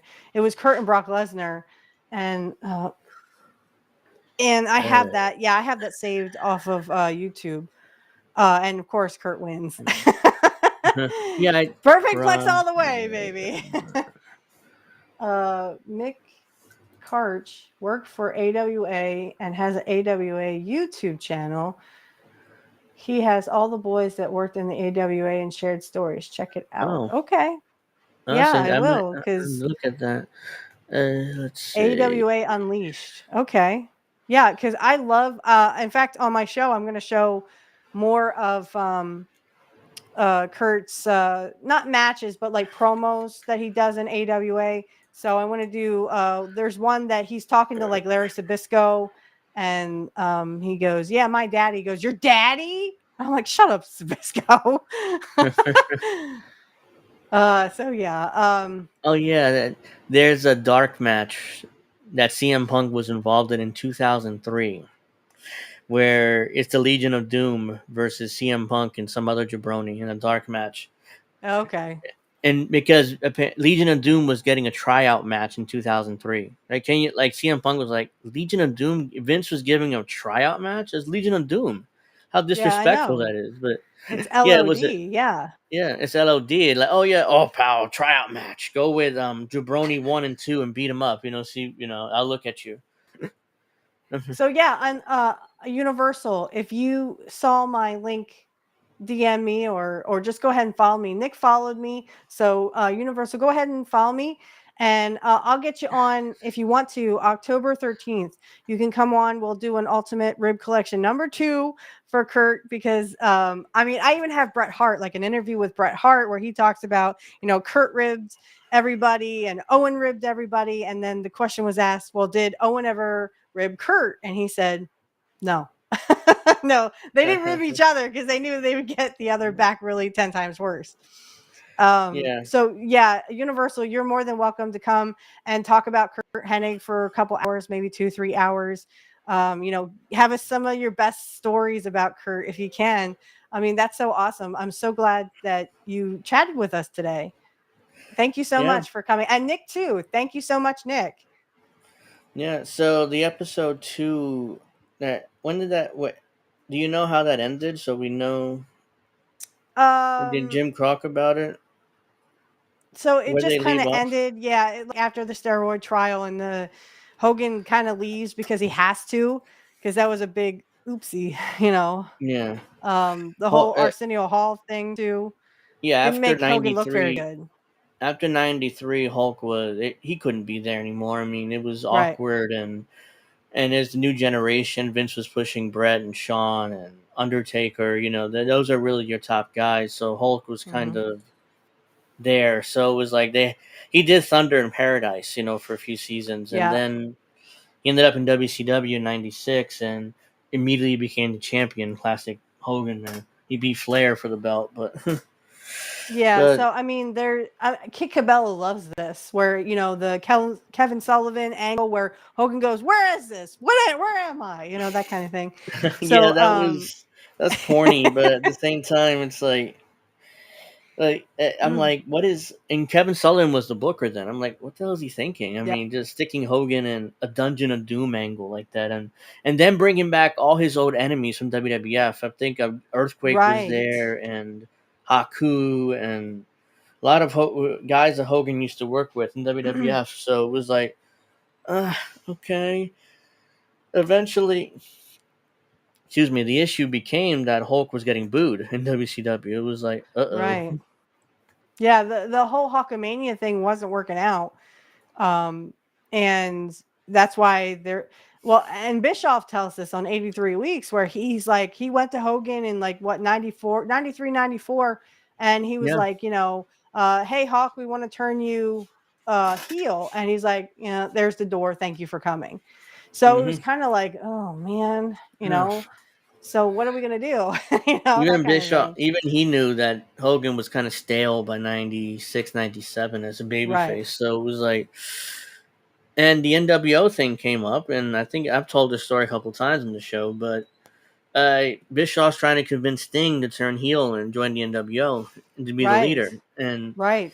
eventually Hulk finds out about he's filming Santa with Muscles or something up in California somewhere Yeah, it in was the really mountains. weird. That was a really weird movie, but Yeah. he's filming Santa with Muscles. So somehow he has some stooge taping Nitro every week, and he's watching Nitro, and he's like, "Who's the third man, brother?" So he's kind of doing this. He calls Eric. Eric goes up there to see him, and is like, "Well, who's the third man?"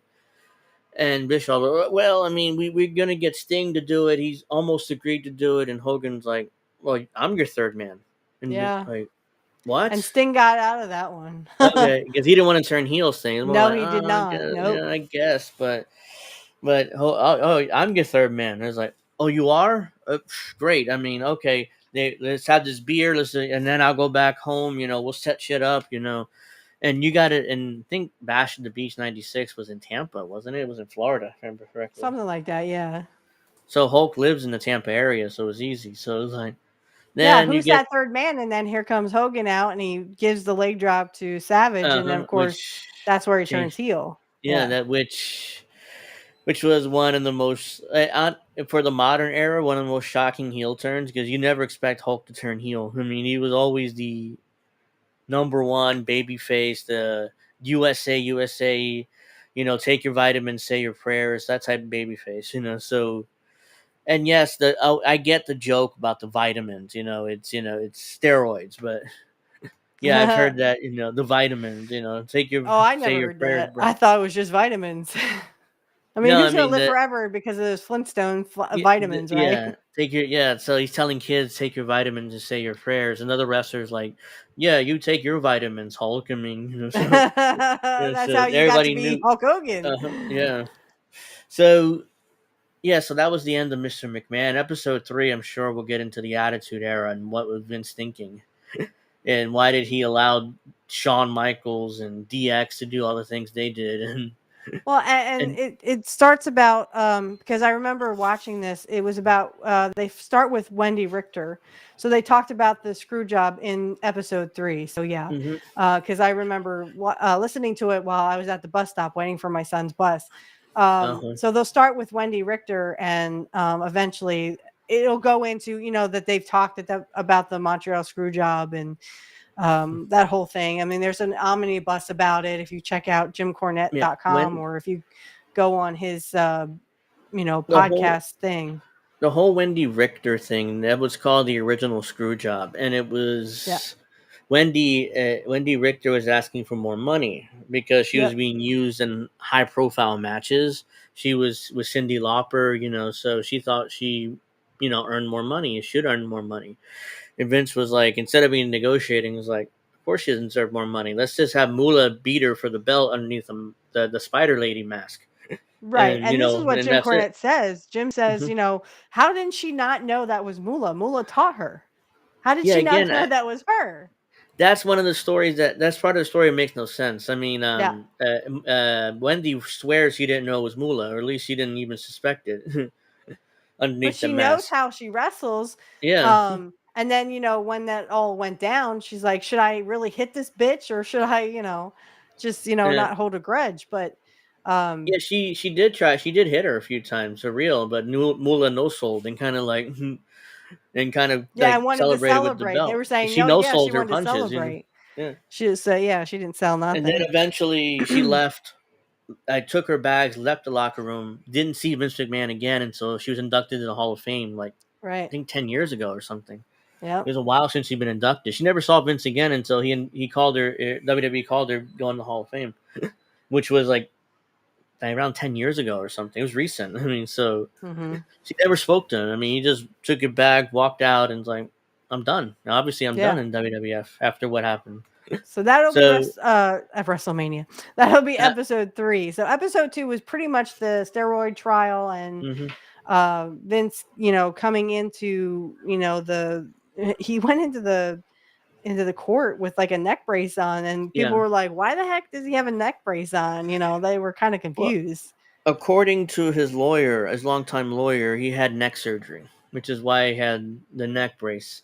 Even though people kind of doubt that or question it, but some people are like, oh, he just wore it for sympathy from the jury, but Right. Yeah. It's kind of like but Harvey Weinstein, that kind of yeah, thing. in the wheelchair, he came in a wheelchair and stuff. Yeah, but Vince allegedly had neck surgery, which is why he had the brace on.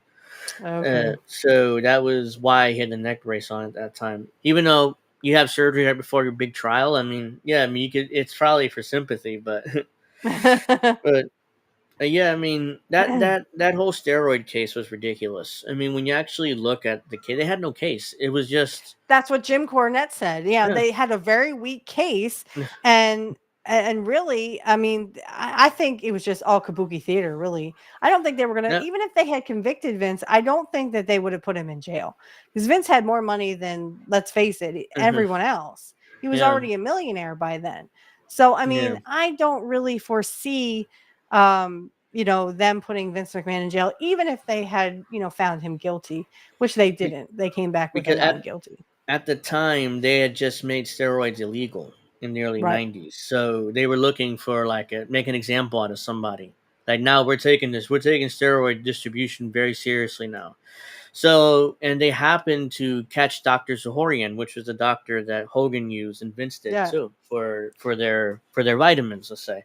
Well, and So there's also, sorry to interrupt. There was also no, like Hogan was mm, saying, "Oh, I didn't abuse steroids. I didn't shoot up all the time." And there was like this row of guys. I don't know if you saw this on X, but there was like this group of guys who were like, "Hogan's lying. I shot him up myself." It was yeah, yeah, hmm, Superstar Billy Graham, Harley Race was in there. Someone else was in there. I forgot. yeah, they shot But up yeah, Hogan themselves. they shot up Hogan with steroids. I mean, so he's a freaking liar.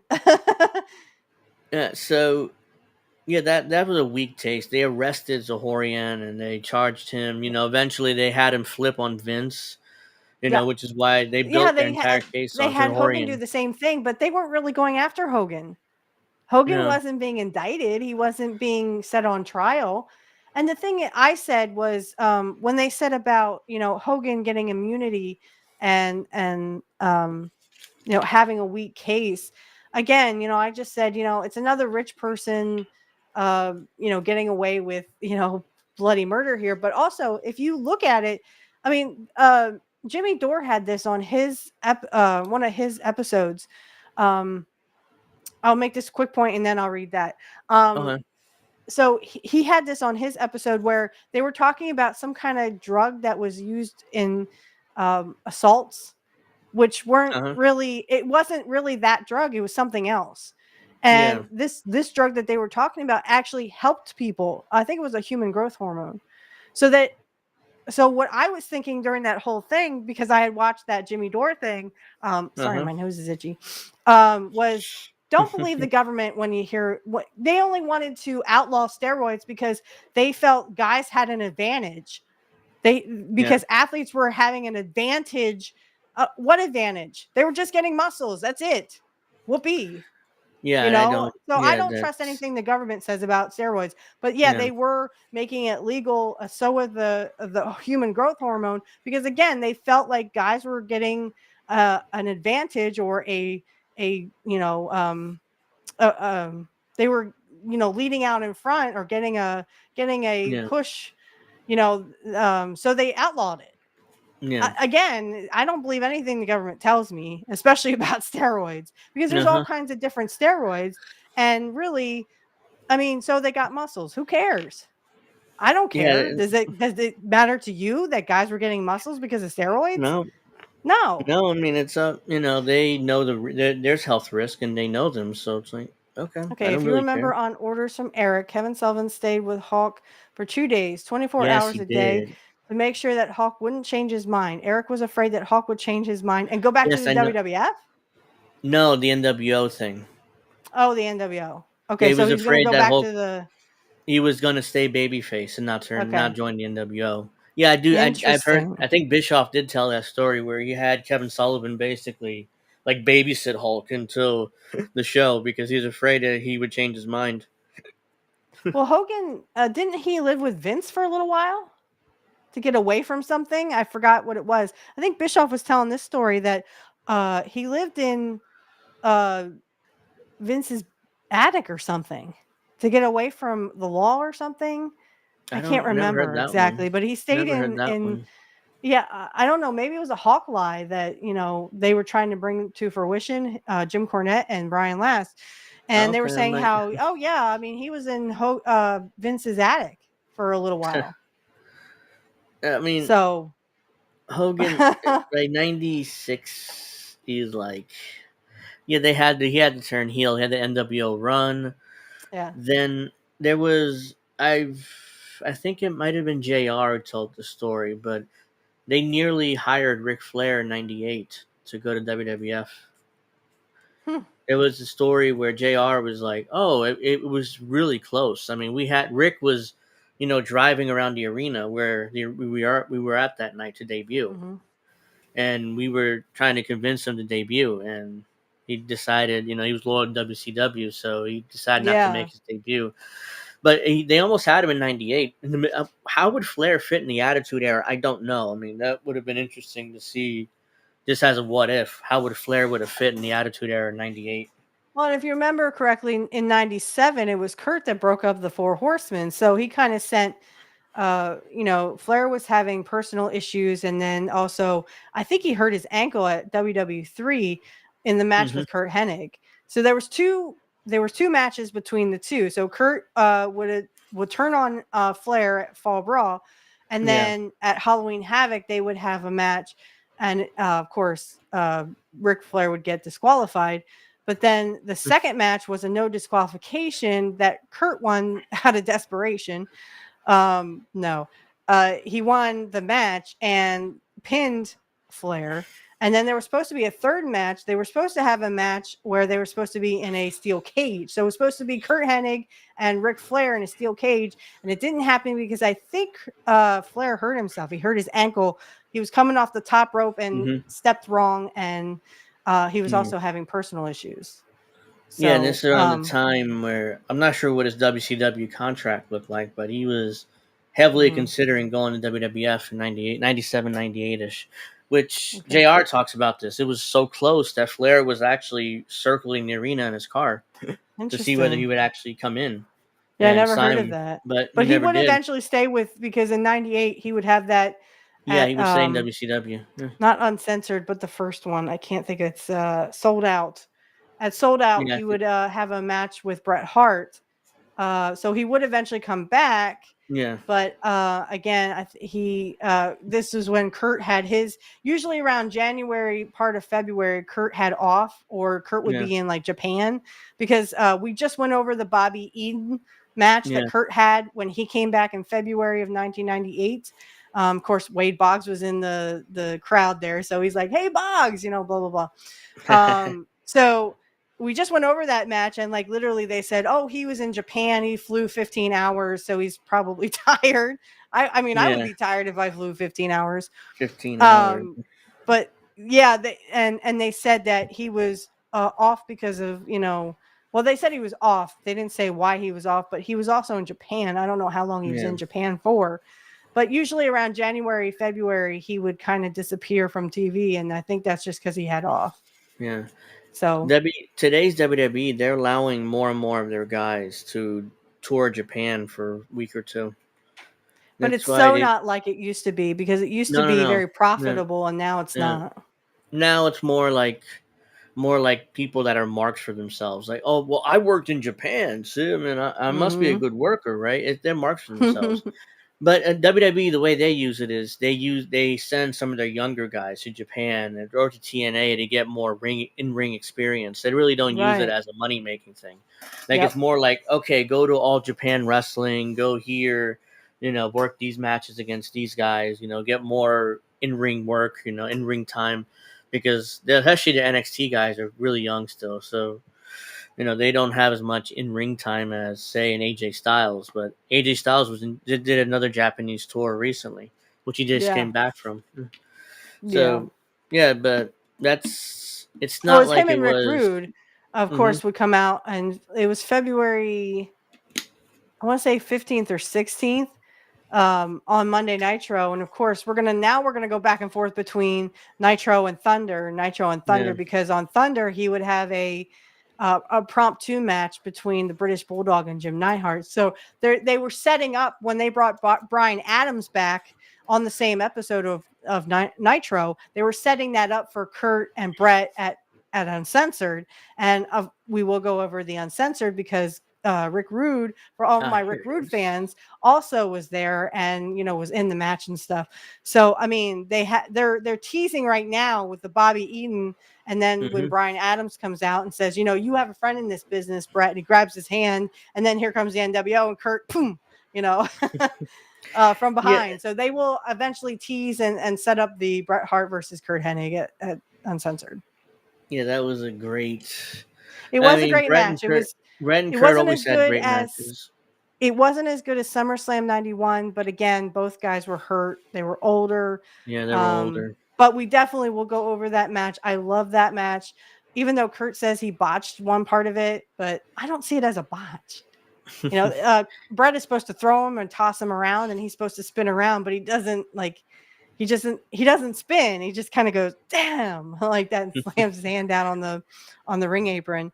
But go ahead. The Montreal Screw Job just bothers me. Not it, and it's partly because I'm such a Bret Hart fan, but at the same time, even if I wasn't, it's like there were so many different ways to get the belt off Bret before Survivor Series. Like why? I guess like Vince Well, kind of wanted the drama. It's like he lived right, for the drama there. It's like because he put the belt on him in August and around right, SummerSlam, and around that time he freed him up to negotiate with Bischoff, so he knew he was leaving. So I'm right. like, why put the belt on him? Why not just keep the Well, belt on Shawn? I mean, it doesn't make any see, sense. I don't know what Vince was thinking.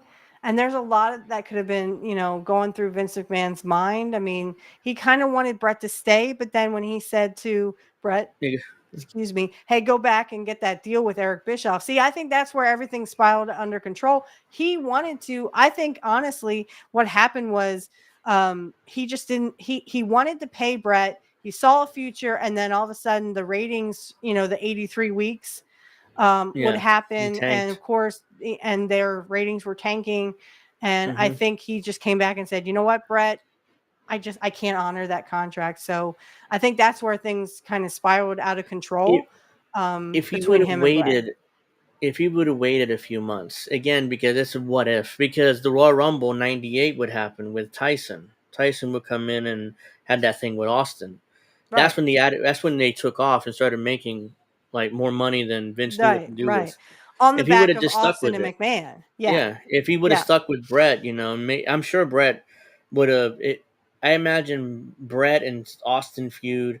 I thought about this. I imagine if Brett would have stuck around, that Brett would have been the heel, and he would align with Vince in that feud because Brett was more traditional, and Austin Right. gave the finger to everybody and beat everybody up Right. and cussed Right. everybody out. So Brett would be more traditional, would have sided with Vince in that feud. Right. And that's So why, Vince, Brett kind of mentions this in an old interview I had seen recently.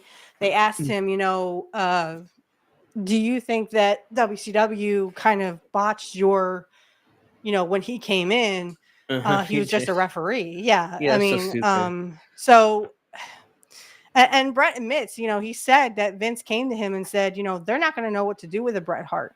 And he goes, yeah, Vince was kind of right about that. So, in the grand scheme of things, I mean, that's the big what if. What if Brett had survived till December? And what if they did it in December? or he had dropped the belt and he just kind of commentated or did something else on WWF until December. So no one really knows where what was going to happen there. It would be interesting to book Bret Hart in WWF in '98 if he would have stuck around, right? Because we still would have done. I think you still do Shawn Michaels and Steve Austin, and Steve Austin becomes a champion because Shawn had a lot more heat. Well, maybe you. There's no way, but I'm just kind of spitballing here that instead of Shawn, it'd be Bret versus Austin, and Austin beats Bret. But yeah, that there's no. Shawn would have threw a bitch fit to the. He was already dropping the WWF title. He wasn't happy about that. If Yeah, you and know eventually that he would story, drop it to Austin anyway at WrestleMania 14. yeah, which is why the story But the that is, Undertaker told, yeah, where it's a big, he was what? taping his fists. He's Ouch. like, "Oh yeah, you don't want to drop the belt? Okay. Like, oh yeah, I'll drop the belt. Don't worry." Everybody was scared of Taker. Daddy Mullet, thank you for joining. How about y'all?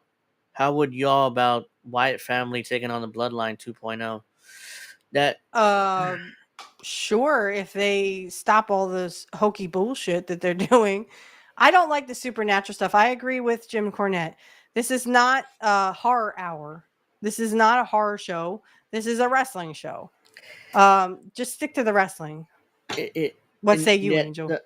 The whole Wyatt thing fit in Vince's WWE. Today it's like it's kind of out of place. It's like, hey, CBC. Hey CBC, thank you for you? checking in. But yeah, it's out of place in today's WWE, and they really haven't done much since they beat Chad Gable's stable once and for all. They kind of have done vignettes and stuff, but they really haven't been on TV. So I don't know. Are they waiting for the next feud to free up, or I don't know what they're gonna do with them. The So Bloodline 2.0. Right now they're doing a feud with the whole Rock, Roman, Cody. yeah, they're They're really all busy. still in the mix, and I don't foresee that happening unless that all comes to a close. So right now, I said for the right now, Bloodline. let's just The have it Bloodline was where it supposed is. to close after WrestleMania 40, but they managed to find a way. It's the longest running storyline of all time. I mean, it's been like 4 years now, and it's great. I'm not saying it's bad, but Kurt defeated Rick twice clean. Once at World War III in '97, and the second one on Monday Nitro in Flair Country on March 6, 2000. Right. I'm not saying I love the Halloween Havoc. Trust me, I love the one of the great matches I thought was the DDP, and even though I didn't like DDP, but I like the DDP and Macho because they would throw each other into those fake tombstones. I was like, oh, I'd like to have that for Halloween. But no, I was watching that when I was 11, not watching it, but I was more like listening to it because my mom would not get me the pay-per-views. My mom and I didn't get along very well, and she was like, I'm not paying for that. Okay, fine, whatever. So I would listen to it like a radio, and basically it was I love Halloween Havoc. I love the match between him and Kurt. And I do have that on my show. We do actually go over that. I just don't like the end where he stomps on the belt, because there's a Monday Nitro, and I know you'll know this, Universal, where and I'm going to say this because I'm not going to promote this episode. I found out the hard way you can't do that. But if you remember I think it was December 2nd or like around there, the Monday Nitro around like the 1st or 2nd of December. Excuse me. Where DDP is facing Kurt, and Kurt goes like this with the belt, and DDP sticks his leg up, and the belt comes back and hits Kurt right here on the lip. That's what I thought was going to happen with the Ric Flair thing. So but thankfully it didn't, and it ended up all right. But yeah, like the reason why Rick gets disqualified at Halloween Havoc is because he stomps on, like, he puts the belt around Kurt's face and stomps on it, or pretends to stomp on it, and so he gets disqualified. So the second match is literally a no disqualification, where Flair kicks oh god, I hate watching that part. He kicks the chair, and Kurt's like, ah. I'm like, oh god, no. But yeah, he'll eventually he will pin Flair clean in that match. Because it is no disqualification, because you can hear Bobby Heenan go, "Oh, it's no disqualification." And I'm like, thank you for reminding me. Shut the fuck up. No, it was a good match. I thought that was a good match too. Hi, Carlton. Thank you for joining us. I also feel Randy deserves another title before he retires more than Cena, because Randy still got it in the tank and Cena doesn't. Well, I mean, Cena is going to do his retirement tour next year. Yeah, So. I don't foresee Cena being a champion unless they want to keep him for like a champion, like with Gunther, maybe throw him into the mix with Gunther and kind of have a return match. But I just don't. I mean, Cena's gonna leave, so eventually they're gonna have to take the belt off him if they decide to make Cena champion one more time. Yeah, he would I have just to don't beat. foresee that. Sorry. He would have to beat Gunther, because Cody is busy with Bloodline Rock thing, so you're not going to beat Cody. So he would have to beat Gunther and have a run with it, I guess. I mean, I wouldn't do that. I would probably have Cena do a job to Gunther, just because. Right. Because already they're teasing a Goldberg match, which I'm assuming he's going to beat Goldberg too. So if Yeah, that I match does know. happen, so because I'm sure they're going to want to use Goldberg to put over Gunther Strong, so. I mean, I don't know if Goldberg can even have a 10-minute match anymore. I mean, he's in his mid-50s. So he's Almost. getting up there too. Yeah. That's why I think maybe they're going to go all in with the Braun Breaker. Once Gunther's kind of like, he's had it for a while now, and they kind of bring Braun Breaker in, and now he's like the champion. He's only 21 years old. He's going to be He's really 22 young, next year. so. So yeah, I mean, having a young champion. I mean, Roman Reigns is not a spring chicken, but I wouldn't say he's like No. old. But I mean, there's still He's. time for Cody and Roman Reigns, and please don't make The Rock the champion. Please don't.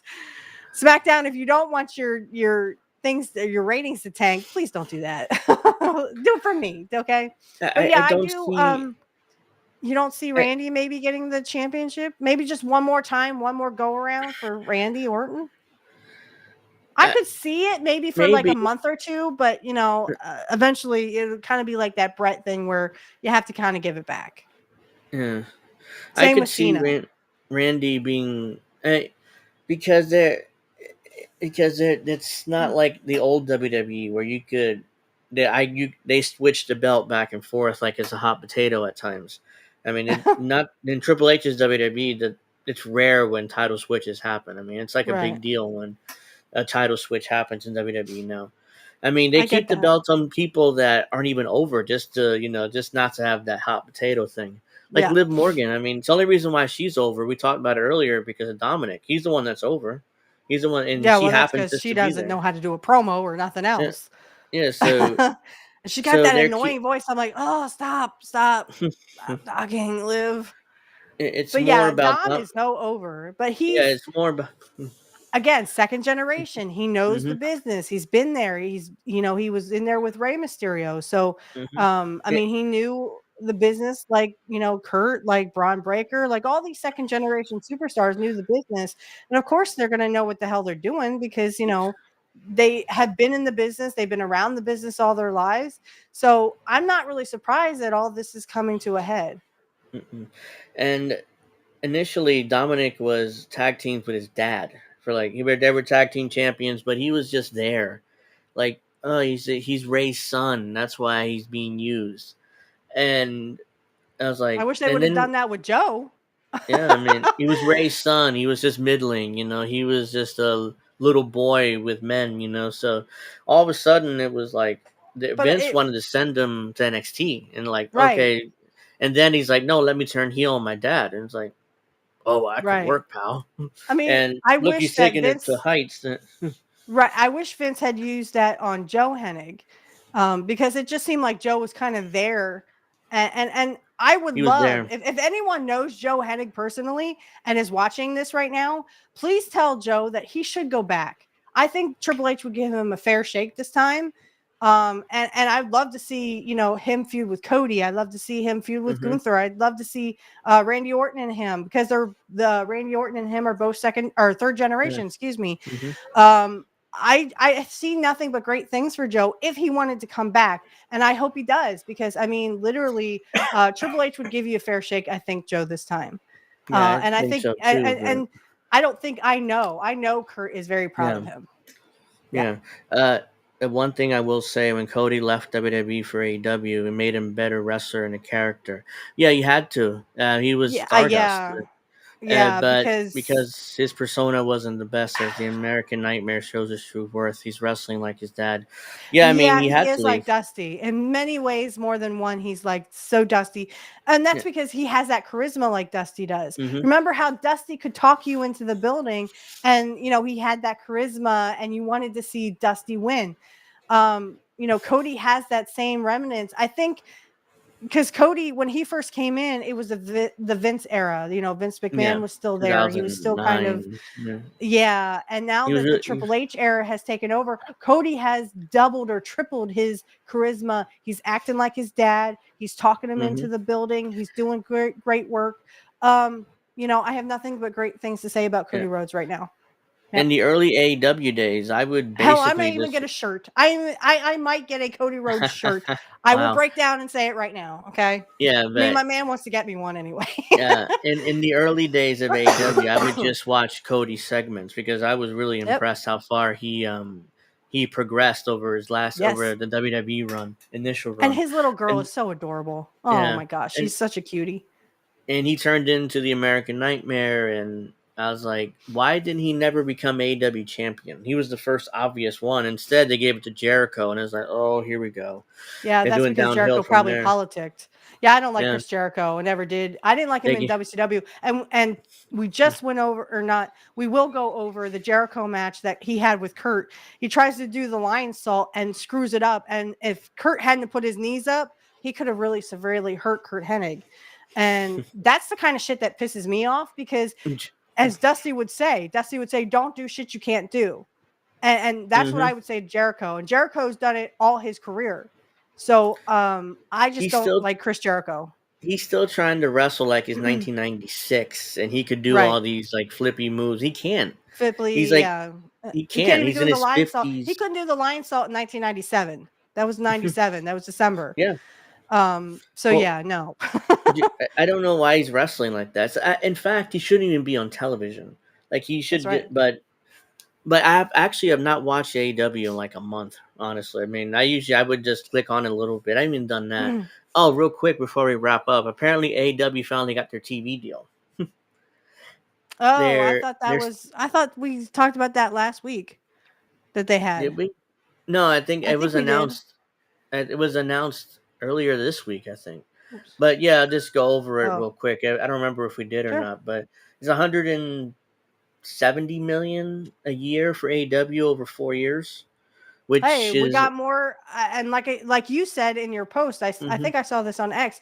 It's more material we got, so yeah. it's shitty wrestling and a shitty show. So, I mean, I don't know how they got it through, because we talked about what happened on that, what Hmm. was it, All Out or whatever? Have they had a pay Yeah. per view since then? Um, they had Grand Slam, but that wasn't a pay per view. That was like a special episode of Dynamite or something.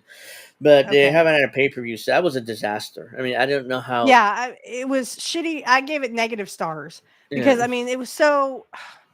It's like you roll your eyes at it. You're like, oh, come on. Yeah. I'm kind of sad he doesn't have the U.S. title, Cody Rhodes. He's beyond that at this He's a point. He's WWE doing great champion. work. Yeah, Yeah, I he's mean, he doesn't WWE need the US undisputed belt. champion. I think he's doing Yeah, great he's work. I think yeah. he's beyond that U.S. title. Yeah, Yeah, I who I mean, wish had gotten titles is Kurt Hennig. I mean, they gave it to Bret Hart. Why couldn't they give it to Kurt Hennig? I don't know. I mean, by Yeah. the time Bret Hart got it in '92, Kurt had his back, so he wasn't even wrestling anymore. Well, So but he would eventually come back, and what I thought they could do is once Kurt came back, that like literally they could pass it back and forth for a little while, yeah, because there's no reason why Kurt couldn't have won the King of the Ring and then got a shot at Brett or Yoko or whoever, yeah, Yokozuna, not Yoko Ono. yeah. The other So dude has been too cocky. I liked the start, but he went to his head. LA Knight, yeah, he's like a rip off of The Rock, but but it works for him. yeah, So and everyone is getting on Logan Paul. I know Jim Cornette talked about this real quick. Again, guys, Logan Paul is a heel. He's trying to be a heel. He is trying to get that heat. So getting mad at Logan Paul because he had, who's he, what's it, he had Donald Trump on his podcast. He had Kevin Nash. He had Shawn, no, not Shawn Michaels. Was it Waltman? Who was? You talking about Waltman? Yeah, I think Logan Paul and Kevin Nash were having like a Twitter feud or something. Yeah, they had a Twitter and he was feud. talking trash about Kevin Nash. And again, guys, this is just for a feud. This is just literally Logan Paul being a heel, nothing more. Kevin Nash is probably just trying to put him over, trying to make him that heel that he's supposed to be. Dom is third generation, Rey Mysterio uncle. Yeah, technically he is third generation. Rey Mysterio dad, and then Dom. Yeah, because the original Rey Mysterio was Rey Mysterio's uncle, and then he handed the name over to Rey Mysterio Jr. That's how he became Rey Mysterio Jr. And then Dom would be third generation technically. So he's universal, right? I got you there. Well, you got me actually. You got me there. So I mean, again, but Universal. What I mean by that is, I think if Joe, excuse me, sorry, my sinuses. If Joe Hennig would go back, I think he would definitely get a fair shake this time, and he could be Curtis Axel, excuse me. He could be Curtis Axel again, or he can be something else, if they want to just use his name, Joe Hennig. But have him talk to Triple H, because I definitely think he would be an asset to this, either Raw or SmackDown. Yeah. I could see him having great matches with Cody. I can see him having great matches with Gunther. So, but Joe, please reconsider, please, for me. Yeah, we do have to start wrapping up because it's 9:00. But real quick, we usually do the show on Saturdays at 8, but because of the pay-per-view last night, we're here tonight. So if you happen to catch the show tonight, we're always on Saturdays, unless there's a pay-per-view or something happens. If we have to come on tonight. But if it's Saturdays at 8 on this channel, whatever channel you're watching on right now, we're live all over the place. So it's like, I can't really tell you which channel you're on. So we're usually live at Saturdays, 8:00 for Pro Wrestling Talk. Yep. We'll be back next week, and we'll talk about episode 3 of Mr. McMahon, or anything else in wrestling that happens throughout the week. That made no sense, but whatever happens throughout the week, we'll talk about. We know what you meant. And so, just real quick, I just want to. Sorry. Oh no, I do Angel in the Afternoon Fridays at 7. It's a political show, but if you're not interested, don't watch. But that's what I do too on Fridays. So go ahead. I'm done. So just real quick, I want to drop. So my episode 53 just dropped on Rumble. Hopefully you have a Rumble subscription. I will drop the episode 53 on my YouTube channel tomorrow. Because I can, go to work and set it, and it'll just go ahead and, go through and upload. So tonight, if you want to check out episode 53, I do a couple of promos with Kurt and Lanny. And then we go over Kurt's match with Coco Beware on Saturday night's main event.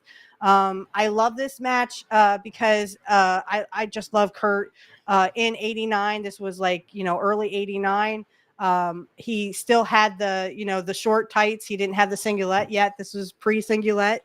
And I just think he had it all there. He was just starting to become Mr. Perfect and get into himself. So I definitely think you should check that out. Again, the links are in the description field for my Rumble. So if you want to come check that out, you can follow me on Rumble. You can follow me on YouTube, whatever you like. Again, it's if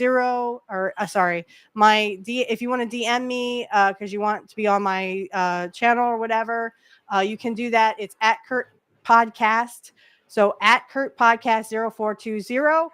Go ahead and DM me if you feel comfortable doing that. And if you want to be on my show, just let me know. And then, of course, on Black Magic Talk, which is my other show about my religion, we're going to do everything about animals or our familiars. So if you're if you're also Wiccan or you're interested in Wicca and paganism, head on over to that. That is also in the description field. But yeah, I just dropped episode 53 of Kurt Hennig Was the Best, Changed My Mind on my Rumble channel. Check that out. We do 4 promos, some with Lanny in there.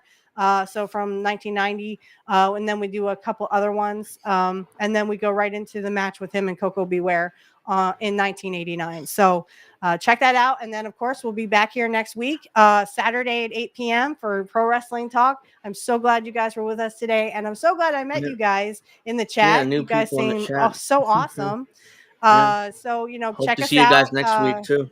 Yeah, DM us in, X or Twitter, whatever you want to call it.